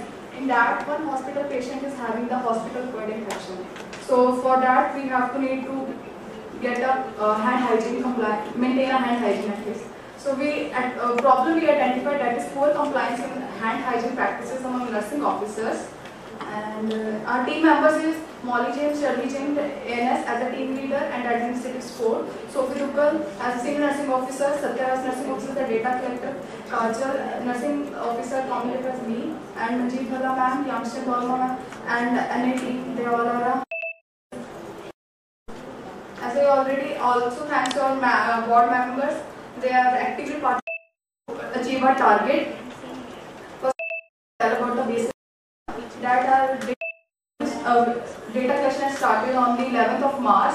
In that, we had followed the WHO hand hygiene 5 movements guidelines. In a day, we had calculated total number of action was performed out of total number of opportunities. We had taken 20 opportunities out of that. How many times the staff has performed? That is our hand hygiene compliance rate. As you seen, we have taken a 5 days hand hygiene compliance data. Around 40% we get it. So our aim statement is also that we had improved from 40 to 70% hand hygiene compliance. So as a measurement data collection, as I already told, that is WHO hand hygiene 5 movements guidelines we had taken, as we all know. And in data collection method, there is a formula that is number of actions was performed by the staff and the total number of opportunities we had taken. So as for example, if the staff has performed number of actions 12 out of 20 opportunities, we get a 60% hand hygiene compliance rate. And the second one, I was told, as I initially told, our hand hygiene compliance rate in a CTC-CTVS ward is 40%. For that, when we got only 40%, we had analyzed why it was only 40%. We find out the root cause analysis and the problem we had analysis. First of all, we had focused on the environment and facility. In the environment and facility, there was an inconvenient location of the hand dispensers also, no bedside handlers. If you go to the people, there is some lack of training to perform hand hygiene and a lack of knowledge regarding hand hygiene. And the third one, I mostly say there is no strict supervision in that hand hygiene compliance. And if we say the policy, there is no audits regarding hand hygiene compliance and the policy. These all are the factors, these all are the gaps which lead to the poor hand hygiene compliance improvement, hand hygiene compliance by the staff. So our first change idea, we had focused, as I already told, on the environment change. We had firstly facilitated all the necessary articles which we need to focus for the practice hand hygiene. Firstly, we have to assess all the proper water supply, soap, hand dryers, hand towels near to the station. And secondly, we had focused on initially there was only 1 or 2 handles in our cubicle. After that, we had applied first PDSA, we had make a handles at each bedside available at each bedside. That's a very effective way for us. And that time we had reached from 40 to our hand hygiene compliance rate increased from 40 to 50%. So that is for 5 days, within 5 days. And next PDSA is sensitization regarding hand hygiene. We have trained and educate our staff regarding the WHO hand hygiene 5 movements. And in that we had, along with that, we had make one culture in our wards. That is, कि जब भी कोई ward में enter करेगा या जब भी कोई वार्ड से जाएगा initially उसको hand rub use करना ही करना है. When we have to enter in a ward and leave out from the ward also cubicle, that time we have to properly do the hand hygiene. This is the main, we have to add a culture along with the WHO hand hygiene 5 movements. And this is for 50, we reach 50 to 55% also. Thus we have to do the sensitization video and all. And the second is, third change idea is education session by the infection control team. There is an intermittent education session taken by the infection control team in a ward, and they are coming for the regular education training to the staff also and the patients and their relatives also. With their proper involvement, we had reached up to 55 to 65% within a week. Next, change idea third PDSA we had started on the 1st of April. And this is the hand hygiene infection control team is this for the proper maintenance of hand hygiene. And the third change idea is fourth change idea, that is the most important change idea, evaluation and feedback. In that, monitoring hand hygiene practices with related perception and knowledge among healthcare workers, providing performance and results of feedback. As you see, this is the weekly performance chart of our CTC CTVS staff. Initially it was also 50 or 45%, 45 and 50%, and in third week we reached around 60 and 65%, as you see. So our target is achieved around in the third week almost. And we had our AIIMS is appreciated our staff for highest rate. And this is the run chart. Initially we had started on the 11th of March, up to 15th March we had taken a baseline data. And the second 16th we had a first environmental change. For 5 days up to 20th March, we had reached around 50%, that is 10% change. In the second PDSA, we had sustained, we had maintained that culture and we reached up to 55 or 60%. That, and third PDSA, we had, in which we had the proper education session by the infection control team and their proper supervision, and that time we reached around the 60% also. And the last is evaluation feedback that we had told to the staff simultaneously at every week their performance, that we reached the 60 or 64%. For sustenance, we had created a culture in our ward actually. We had maintained a culture when we entered, when we leave out that ward, that time we have to properly use the hand hygiene. And we concluded that with simple change of ideas regarding hand hygiene compliance has improved in relation to standard practices, infection control and safety. Thank you to all.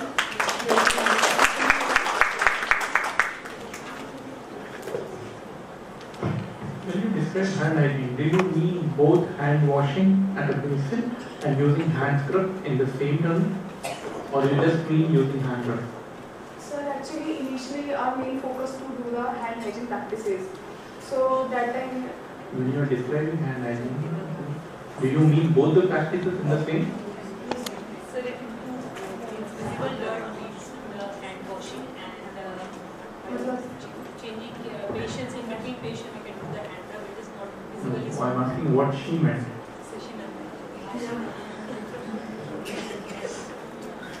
See, an excellent presentation, and the good thing is that you realize the importance that to have incremental gains, you need to have multiple gains. That's really important because you were talking about culture. Culture is something when we do something when nobody is watching us. Right? So supervision should not matter in such cases. So lack of supervision being identified as one of the factors in fishbone. I really don't know, many of you have put it as one of the factors for not reaching to that goal. So lack of supervision should be something which should not be there if you want to create a good culture in our world.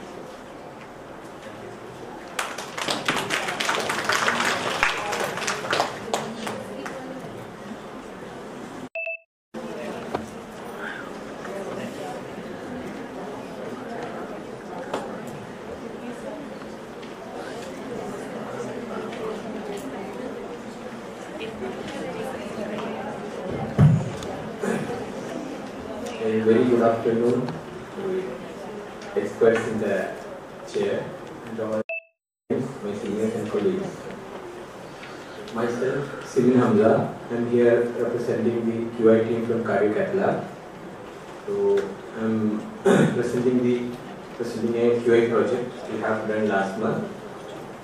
So the project is reducing waiting time of patients after coronary angiography in cardiac lab. So after coronary angiography, we usually remove the access sheets immediately, and the patients are closely monitored for a minimum of 15 to 30 minutes for complication and achieving hemostasis and other things. So coming to the team members, myself, Simin Hamza, and Sunil Prabha, our data collector, and Mrs. Gracie Matthew are in charge. Worked as communicator, and Ms. Nisha Thomas and Yangchen Dolma, our coaches, and our administrative support, Mrs. Sudesh Sharma. So this is a nice picture of our team. And coming to the problem, we have actually considered multiple problems in our cath lab setting, and we have prioritized this using a prioritization matrix.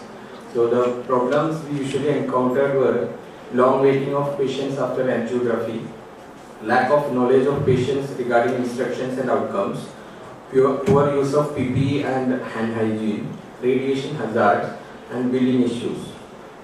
So we have prioritized the problem, this particular one, this long waiting time of patients after angiography under these headings, because of it is more important to the patient outcome, and it is more under the control of our team members, easily measurable and all. So the particular problem was identified, and it was long waiting of patients after coronary angiography in cath lab. So you can see the scenario here.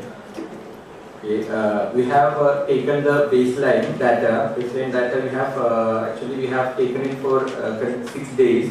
Per 4 patients per day, and average waiting time was calculated, and the median waiting time was 156.667 minutes. That is approximately 157 minutes for the post-angio waiting time, and the waiting range was from 41 minutes to 4.5 hours after a simple angiogram. This shows the flow chart of the baseline data. You can see the dotted green line as the baseline, which is 157 minutes. So we have formulated our smart aim, which is to reduce the post-angiography waiting time of patients in cardiac lab from 157 minutes to 90 minutes in 3 weeks. The study was started from 7th of March to 29th of March. And the data collection, the measurement and data collection method we used was observation and documentation of waiting time. So what is waiting time? According to, we defined it as, waiting time is calculated as the time measured from the procedure completion time till the patient is discharged or got transferred to the post-cath ward. And we have analyzed the problem. The tool we used was fishbone analysis method, and we analyzed the possible contributing factors that contributed to the long waiting time of patients after angiography. Under the main categories like people related, place related, procedure related, and policy related. So we could find main problems in people related were lack of communication, staff not being empathetic about the problem of long waiting of the patient after an intervention procedure, shortage of shifting staff, and shortage of bed, of course, and there is no such a long catalyst and other bleeding like complications after the procedure.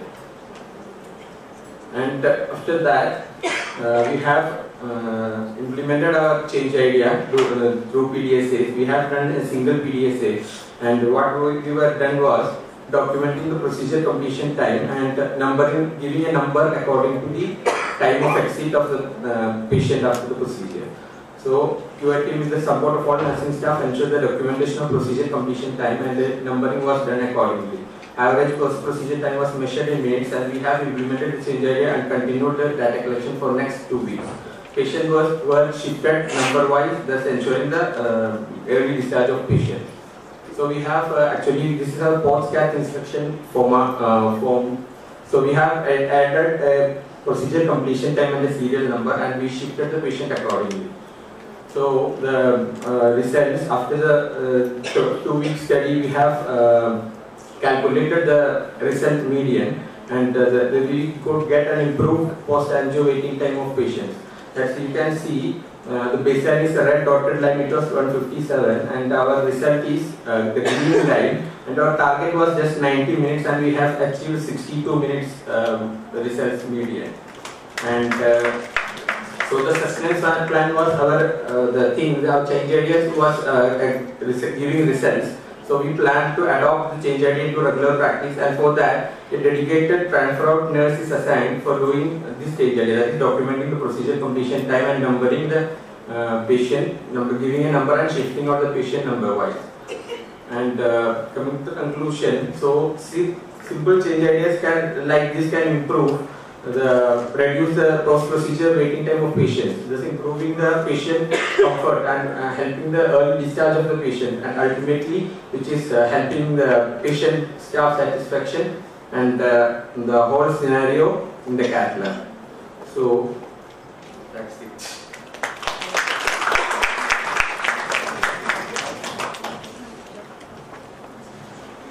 I believe this is one of the major issues which I have seen during my residency days as well. So I am very happy that you came out with a QI project and put it forward.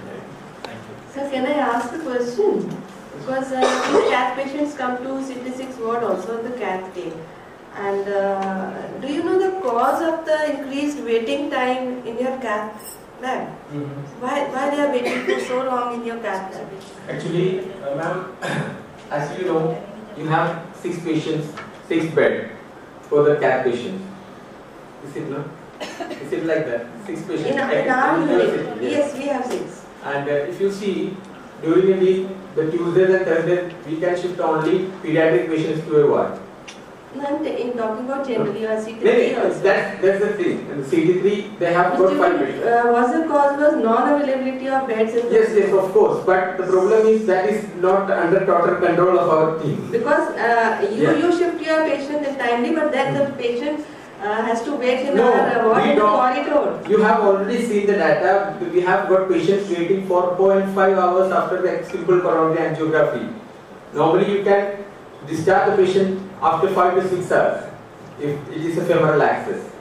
The patient is done to a femoral access. And the patient is already, you can see a 1.5 feet wide trolley, the patient is struggling 4.4 hours, 4.5 hours without getting a bed and without not shifting to the ward.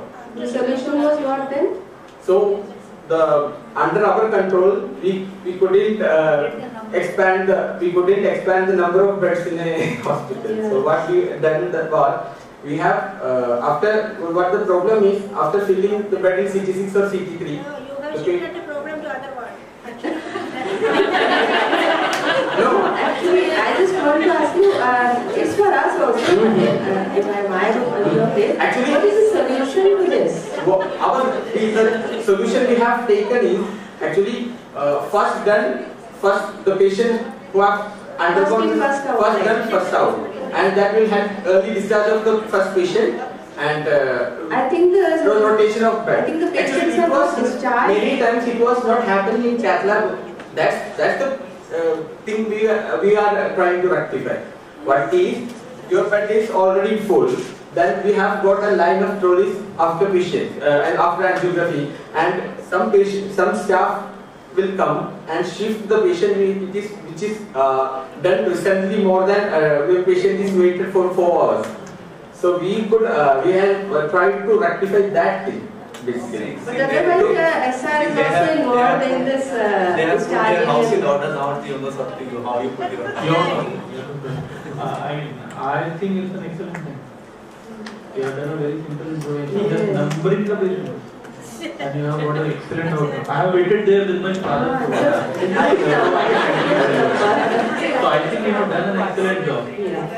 Just numbering patient, whoever comes out goes first, irrespective of whose patient is it. Usually it happens with this cardiologist has done that his patient will go. So that if you have numbered it, it's fair. And it's transparent. That we have done. I think they have done an excellent job. Thank you. We are happy we should related Vaishakhi to all. Thank you.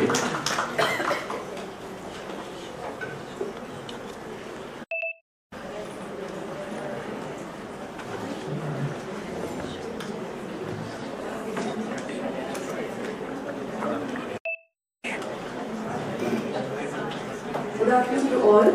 Myself, Devapriya. I'm here to represent the Quality Initiative team from CN Tower, 2nd floor.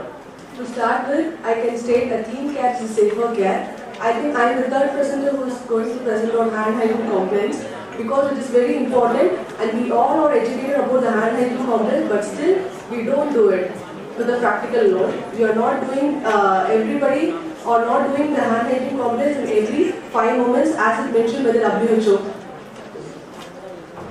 Our hand hygiene initiative was to improve the hand hygiene complaints among nurses in CN Tower 2nd floor from 20% to 60% in 4 weeks.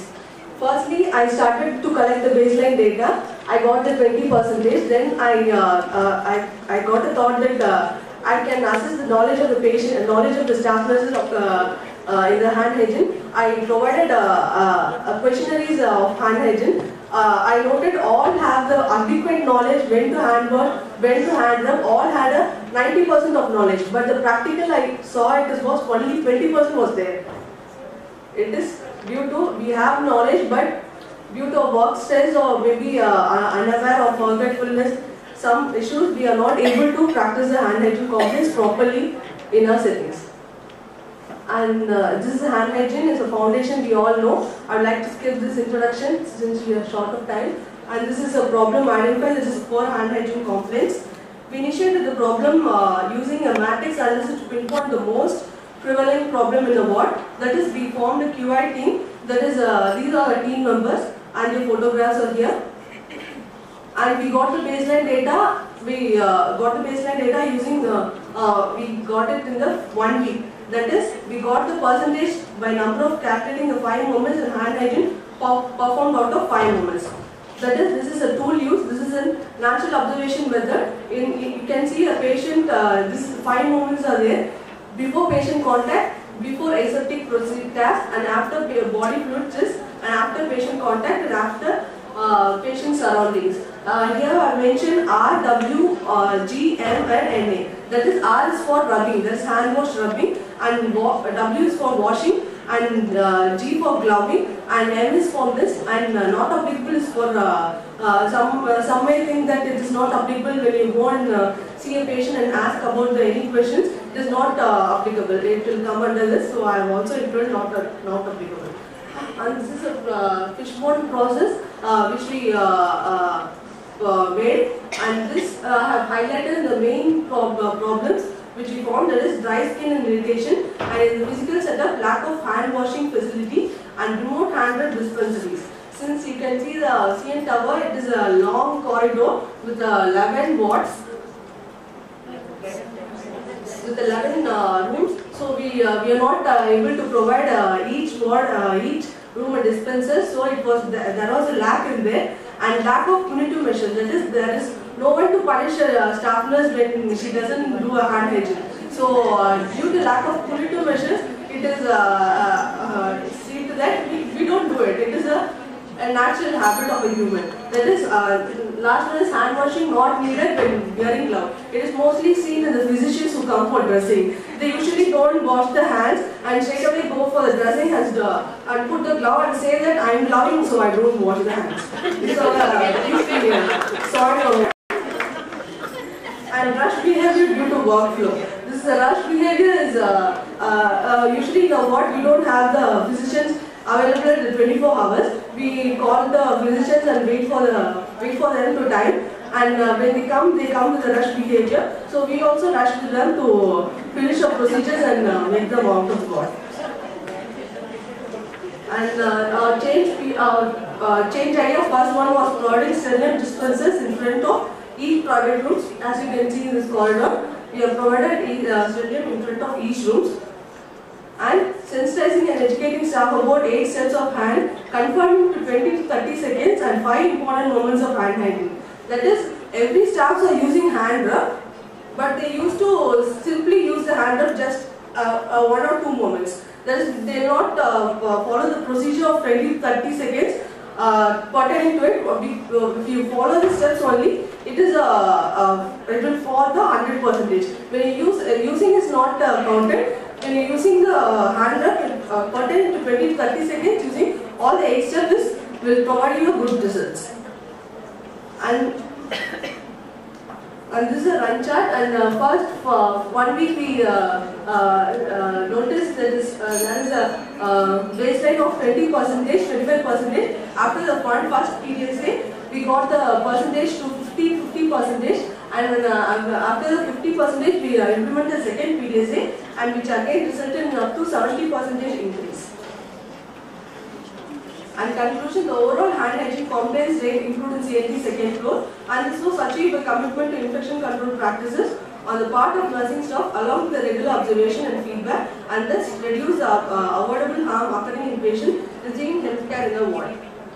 And in the future plan, we are in a future plan to sustain the improvement. We can say we have implemented PDSA 1 and PDSA 2. That we have shown the improvement also, but it's not sure that it will sustain for a moment, because we as a human being tend to forget things what we learn. So we are in sustaining to improvement. We are in the next pasting these posters in every doors of the room, so that the nurses who is about to enter the room will have an idea and will use the hand rub which is available at the door side. Thank you.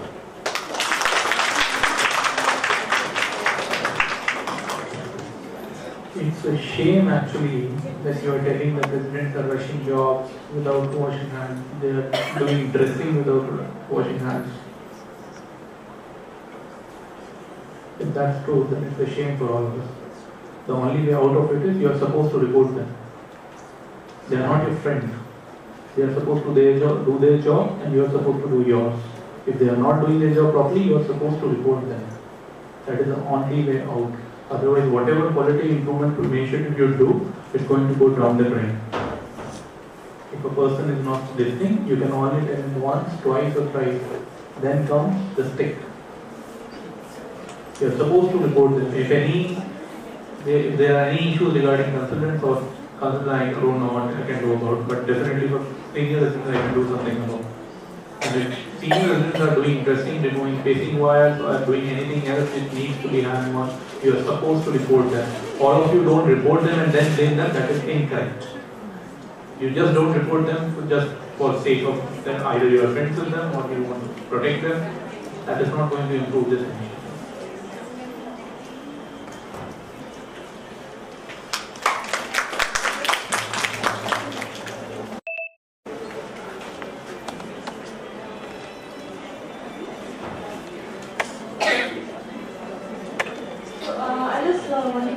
Clarify whether this project was done on nurses or on all health providers.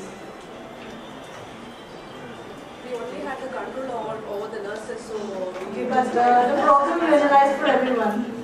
but starting to improve the. So I think it would be good if you had restricted it only to the nurses. What problem actually they were having in not washing their hands. When you expand it, then you can have a different problem analysis involving them. They should come up with their analysis, you know, why they are not washing their hands.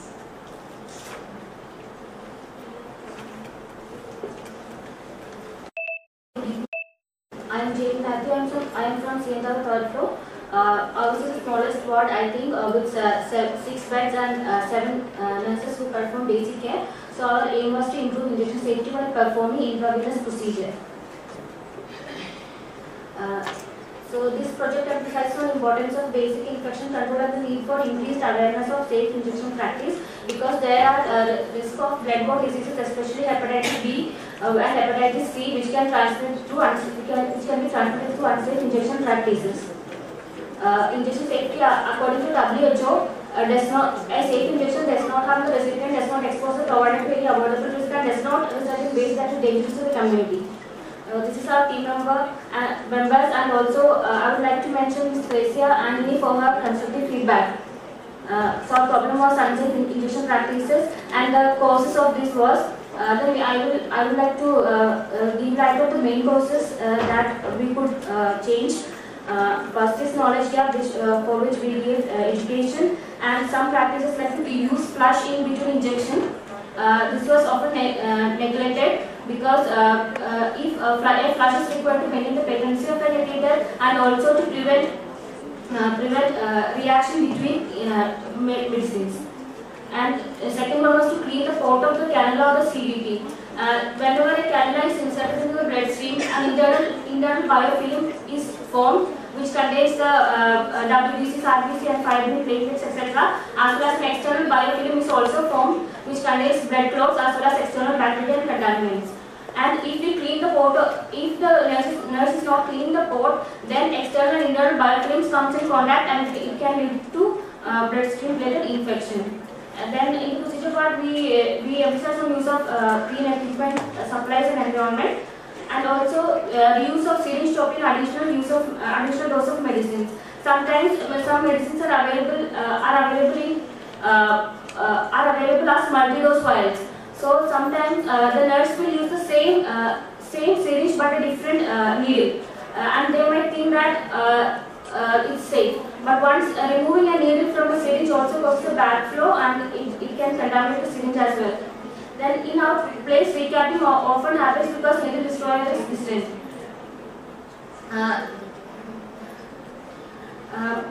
Here we also use a common source of saline flush for all the patients, and many researchers have shown that this saline flush can be a cause of contamination.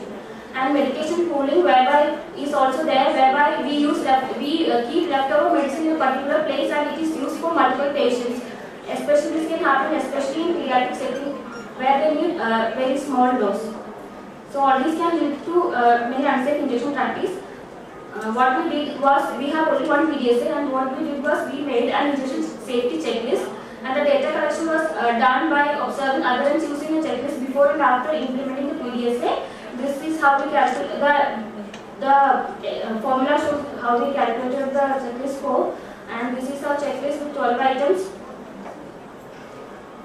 The baseline score that we got from initial observations were 41.33%, and from our checklist we could derive the parameters which scored the least, and that were hand hygiene, use of flush before and after administering IV injection, and in aseptic techniques, and in recapping a needle. In our setting, we had to recap after blood sampling because our needle destroyer was very further away, and we didn't have a treatment room where sampling can be done. So how the change will be carried out? The nursing officers were educated regarding injury safety. Checklist for IV injection administration was put up at key places in the ward. Common saline for injection was removed. Small sterile water rescues or ampules were supplied in the ward for injection dilution. Medication cooling was discontinued. All multi-dose vials were labeled with date and time of opening. And this is a pictorial representation of what we have done in action. And in our run chart, initial 6 days were for our baseline data collection, and there we have an adherence percentage of 41.33. On the 7th day, the PDSA was implemented, and there was an exponential rise to 83%. Later on, we had fluctuating rate, but our baseline median remained 75. So what happened after the change is that our team was able to identify some practices that can be changed and were able to implement corrective measures. And our nurses, they showed enthusiasm in practicing and enhancing their skill. So the checklist was helpful in identifying practice areas where nurses were lacking, and the diligent as well as conscious effort did improve injection safety by 33%. But for sustained and infallible outcome, continued effort from stakeholders is invaluable. Thank you.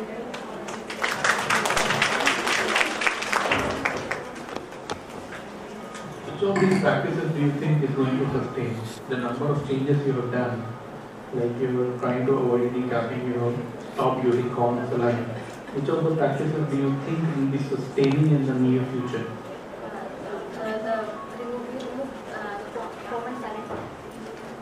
We remove common saline flushes, so that can be sustained, and also medication pooling. But in our ward, we have a limited number of patients, like 6 patients, so this can be done.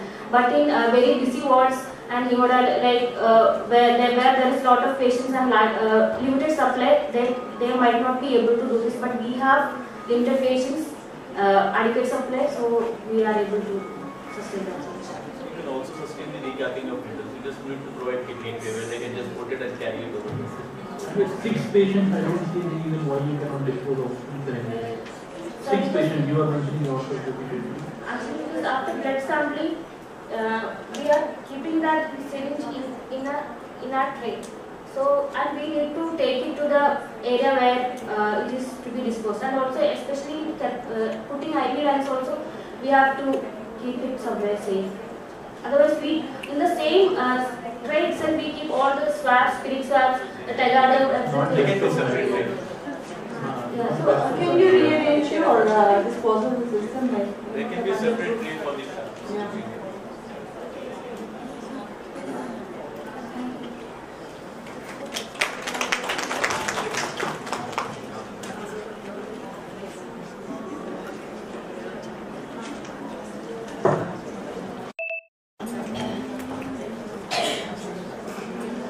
One and all present here. This is a nursing officer representing Singapore Harbour 4th floor. Please don't be fed up with the topic. Again, it's hand hygiene only. To start with the aim to improve the hand hygiene practices among nurses in cardiology and CTVS ward, 4th floor from 40% to 80% in 3 weeks of time. I'm just skipping a few slides. This is the problem prioritization matrix. We jotted down the problems that can be that were existing in our ward, and the highest score was given to hand hygiene complaints. So we identified that to be addressed. These are the team members. Coming to the baseline data, we collected baseline data for initial 5 days. Per day, we took 10 observations. Like each hand hygiene opportunity was assessed. All these tick marks indicates a positive or a good complaints, and the into marks indicates the negative complaints. So the percentage was calculated, and then the overall baseline median was calculated. This is the problem analysis fishbone tool. I'm just highlighting the few important things. Problem of skin dryness, non-accountability, wearing rings, bangles, having long nails, workload, lack of supervision, physical distance to placement of hand-up dispensers, interrupted or distracted often by other work, not aware of all steps and moments of hand hygiene, and malfunction of hand rub dispensers. And ultimately this led to poor hand hygiene complaints. So we started with, from day 6 onwards, we started with change idea 1, that is we placed individual hand rubs in all bedside units, and we also ensured placement of hand rub dispensers in corridors, additional dispensers in corridors, nurses station, and near to waste disposal bins. That was continued for next 4 days. Then we initiated the change idea 2. We placed a small signboard in front of all rooms in the corridors and the waste disposal area. This was the signboard. This is just a reminder. Next was the change idea 3. Health education was given to all staff nurses. Also, we included the patients and other health team members on importance of hand hygiene. This is the run chart. For initial 5 days, the orange line indicates the baseline median, which was 40%, and the target median was 70%, green line. For initial 5 days, we collected the baseline data. PDSA 1 was introduced. Then we obtained the median raised up to 55%, yet it was not up to the mark. Again, second change idea 2 was initiated, reached up to 65%. Then third was done. Then we reached up to 80%. Coming to sustenance, ensuring easy access to alcohol-based hand rubs, placement of visual reminders for hand hygiene, training and education of nurses, and monitoring and production of performance. So with these really simple change ideas, we were able to improve the hand hygiene practices among staff nurses in our ward. Thank you.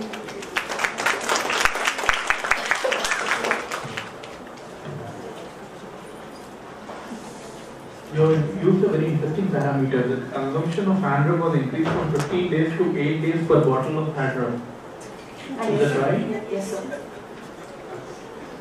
For the whole ward? Yes, sir. For the whole ward. Okay. So number of patients varies because this is very less consumption. But it is there. If the number of patients varies, it's okay. But otherwise, this is very less consumption actually. Right.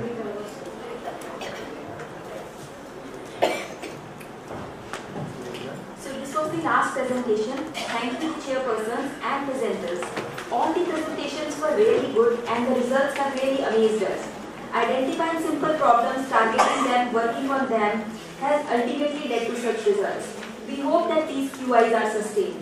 Now may I request Mrs. Manjeet Bhalla to present a token of thanks to Dr. Vijay and Dr. Sarvesh. They have spared their valuable time for us.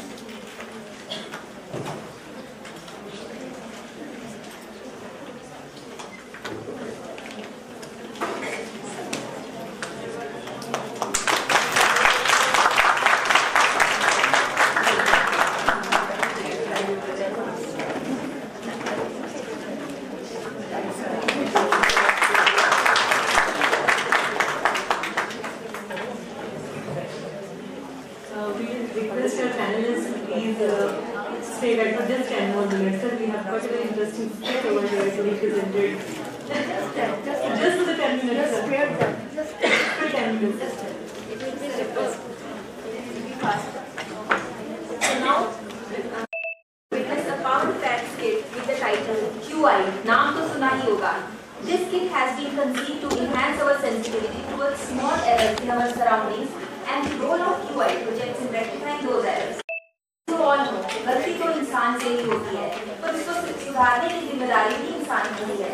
So in the coming event, we will witness some common errors in our day-to-day working and how QI can help us to deal with them effectively. So put your hands together for the talented artists of Citizen. May I also request everyone to please fill the feedback form and post it, and those who have filled, we will be collecting it.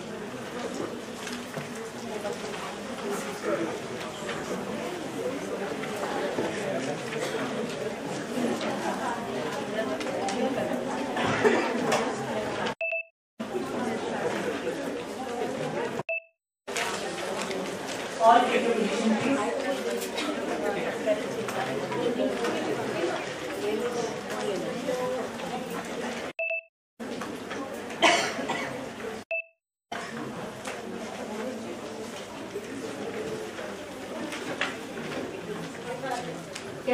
the light. We want spotlight over the stage only.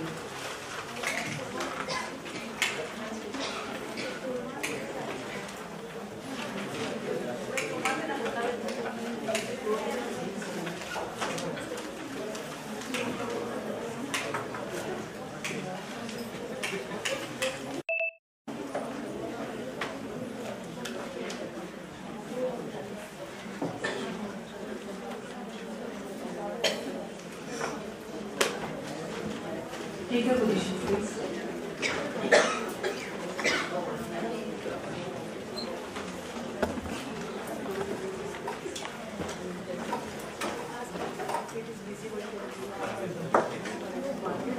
I hope it is visible to everyone. We'll start with the disclaimer. All the characters and scenes shown here are not related to any person or place in real world. Any correlation if found will be purely a matter of coincidence. Though we are using the same name of Tower ICU, but still. Let's start 9 AM private ward scene. Nursing officers are busy in their daily routine. One is busy in fluid administration, while another is ready to give injection. Here in cubicle 3, nurse is checking BP. But what from cubicle 1? He has come out to be? After completing his daily routine, I think he is looking for hand hygiene. We can't see the place where to clean. Oh, at far distance there is a single wash basin. Dude, 30 seconds you have to rub. Not for any surgery you are going to scrub. He is so emotionally involved in hand washing, unaware of the fact that there is a queue behind him waiting. Easy routines don't allow them to wait, so they drop the idea to wash hands separate. Should I be happy or sad? We can see their hand was tempered. All these steps have been sacrificed. After watching this scene, WHO may commit suicide. So, here we saw that lack of hand hygiene facility can lead to incompliance of this life-saving procedure and augments healthcare associated infection. I think a small QI can solve this problem. So let's move to the scene 2. The scene 2 belongs to the CTVS ICU. Very by day, looks expiry by day. A pathy on face, running since morning like race. Tired yet confident. Meet our ICU on-duty resident. Suffering from starvation. Writing next day prescription. He badly need a nap. But first trying some Swiggy food app.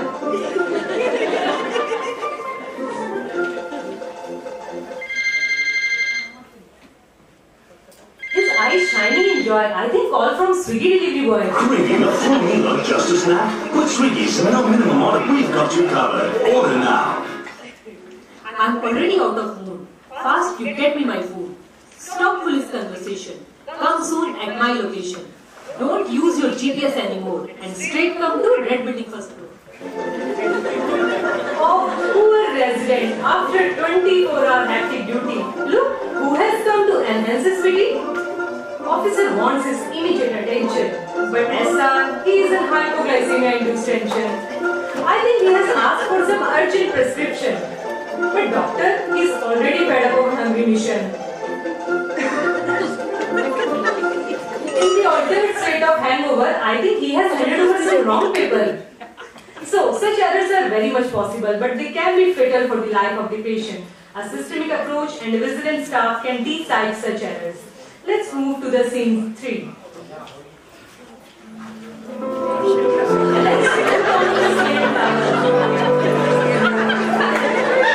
So, this is the scene of CN Tower. At 2 AM, the odd hour. Look, on duty, a single officer, like a solo soldier at the border. He is busy in his routine procedure. I hope no emergency occurs. Oh, there is some alarm coming from cardiac monitor, which says desaturation and pulses also feeble. There is also some arrhythmia, which is landing up in bradycardia. He has no time to waste. Patient is going in cardiac arrest. He's trying his best to do. I wish they had some code blue. To save the patient is his goal. He's trying to contact SR on call.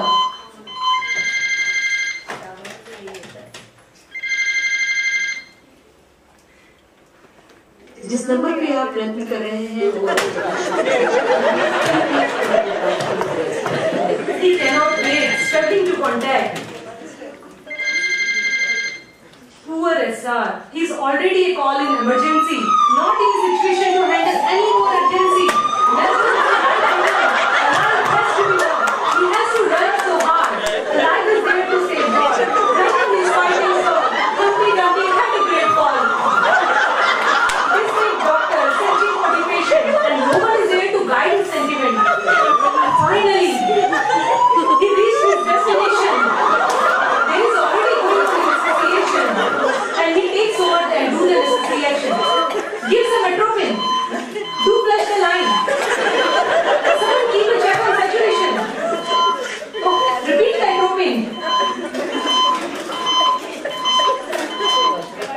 Give some Noradia also.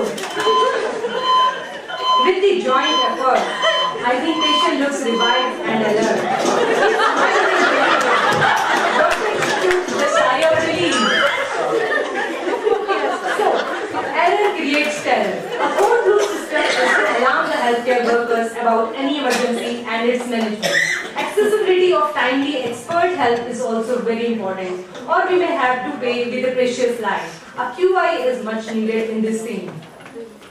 Let's move to the scene 4, which belongs to a pediatric ward. What does the freedom mean? Who can better tell other than the second queen? So enthusiastic she looks from all possible ways. The big news is, today is her birthday. Sister is coming to do the vital checking procedure. But mom is more interested in knowing about her departure. Child is making more related sound when she saw the doctor coming for the round.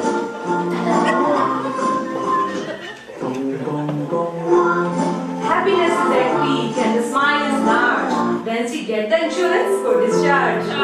But she has a lot of plan it seems. May at home she lives all her dreams. No one other than her is in hurry and which is adding to mother's worry. She wants to leave this prison soon. But the clock needle has moved from 9 to 12 noon. She has nothing to do with if, but or why. Her exclusive wish is she just wanna fly. Mom is fed up of prolonged wait. Now she is going to use her RTI, that is right to irritate. Child mood is so bad, but this bleeding Quran, it has no end. Mom wanted freedom fight, but this doctor is out of sight. Child's adrenaline rush has already gone down. She long back began her countdown. She has to buy her cake when she gets free. But the clock, it has moved from 12 to 3. Although this sight is rare, but look, finally doctor is here. Let's see now who wins. Hence, cat and mouse race for the discharge begins.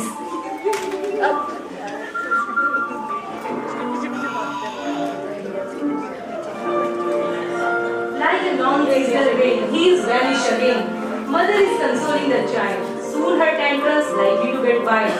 All her body plannings are getting vague. Discharge promises in the morning were so fake. At wall clock, mom's eyes are fixed until it turns from 3 to 6. But I think efforts don't go in vain. Look, doctor is back in game again. Doctor's problems have increased a lot, as they are already ready to take their shot. Here is a display of the power of unity against the doctor in the battle of liberty. They all are in revolutionary mode. Is it Tom Jerry's new episode? Child's dream has shattered. All his imaginations are scattered. Darkness has replaced the shine as the clock moves from 6 to 9. Disappointment at scale of large. Doctor finally come and say discharge. But mom and daughter are fried and roast. Excitement since morning has totally lost. So this is one of the commonmost scenarios which we all face during our ward duties. Who is responsible for these tiring, endless waiting hours, where the patient is discharged on document, but we all know the real fact. A collective QI study can rule out this error. Let's move to the scene 5. which again belongs to a pediatric ward.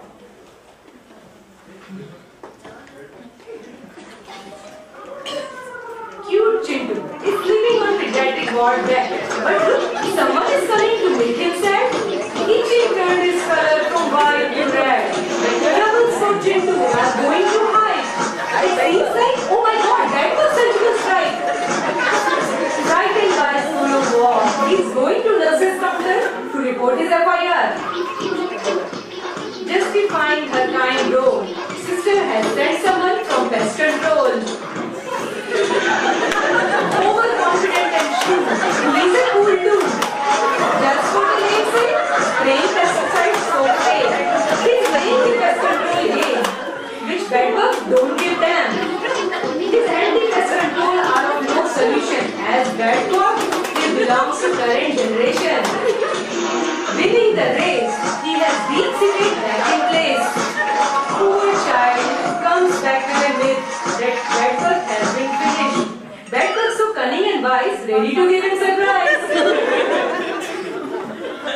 So besides patients, we are serving another population known as bedbugs, which adds to patients and attendants alone. Also brings bed fame for the hospital definitely.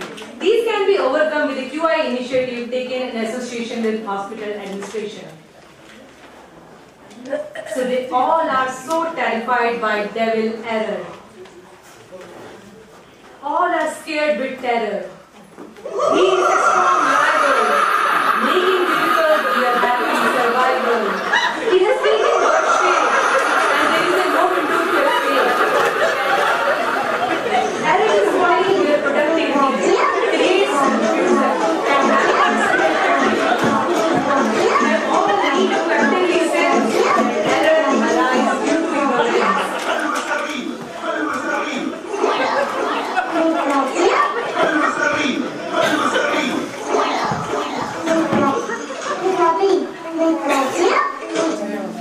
They all are praying to save from danger. Look, God has sent someone, Savior, QI angel. Serving the darkness of pessimism, the QI angel has brought the ray of optimism. Before he takes some action, angel asks some genuine explanation. So he starts his agreement by making an announcement. I trust God. Just you all bring the data. So we all neglected the fact that data is so important. They all do the same. Data collection is not a child's game. So spending day and night in data collection fight. But this error, he still has no fear. But he doesn't know that his end is very near. QI angel will take care of rest with his Brahmastra of plan, do, study and act. Error still has a lot of dare. He has not an inch of fear. All are really afraid of. Angel and devil have direct face off. But for now, the matter of fact, on error it has no effect. Now to teach him a good lesson, QI will fight with true weapon. Fear has landed in error's town. He looks a little bit down. Now QI has no time to wait. He is going to make study attack. For error, this is the moment to mourn, as most of his evil powers have already gone. What is left will be knocked down by the final act. So errors never long last. Still tries as they come apart. So with all the competent efforts of QI, a positive change will definitely arise. So, take care of all your surrounding error. Late is always better than never. We all have understand so far that quality improvement is the need of the hour. Thank you.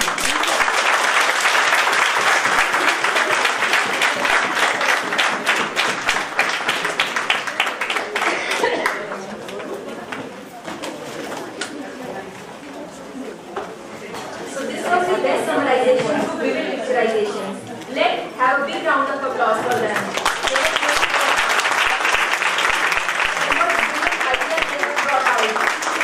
All the errors, all the problems which we face. Now to start the recognition ceremony, may I request our DNS ma'am, Mrs. Manjeet Hela, Mrs. Sunita Kahania, and Mrs. Amarjeet Sachdeva. Please come forward.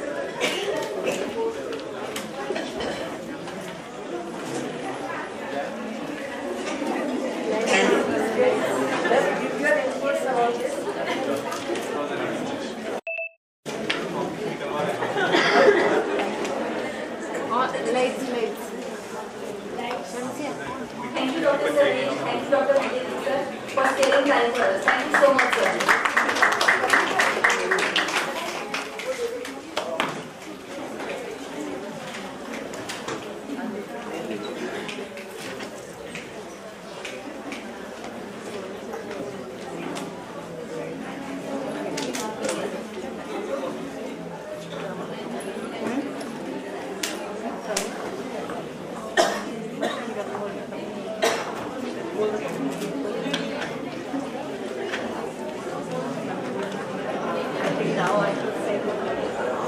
How is everyone? Everyone feeling tired, or relaxed, or enjoying?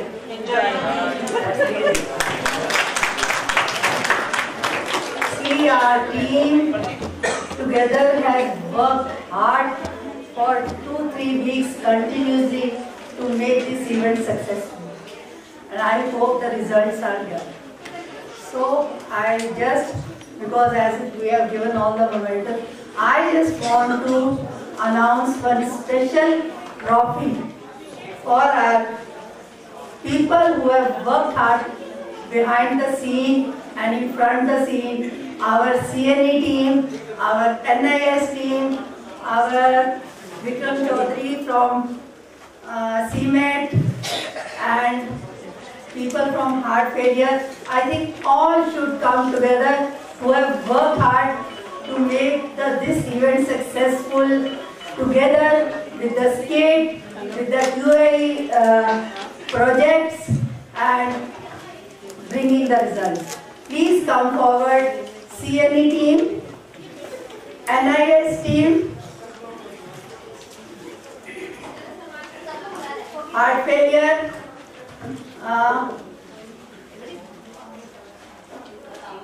and Vikram Chaudhary from CMET.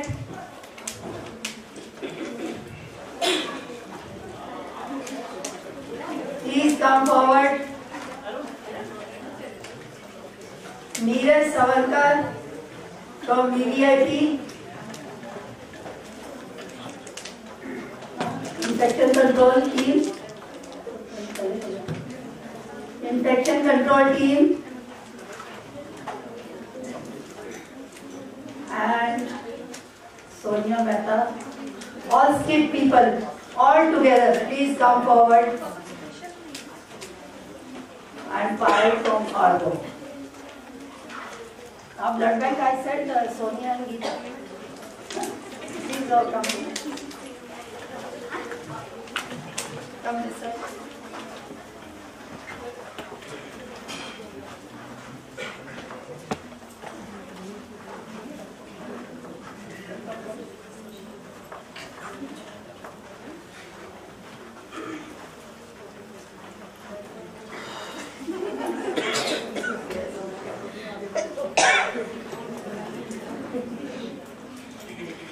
These are the people really worked hard in front of me, making everything possible to have a success in this event. And I really congratulate them.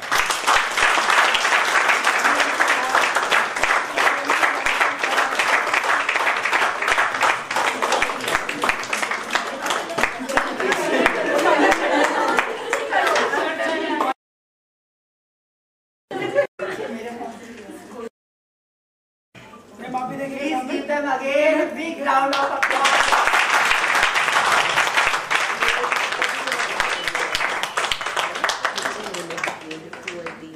Hello? Video mode पे लगा हुआ है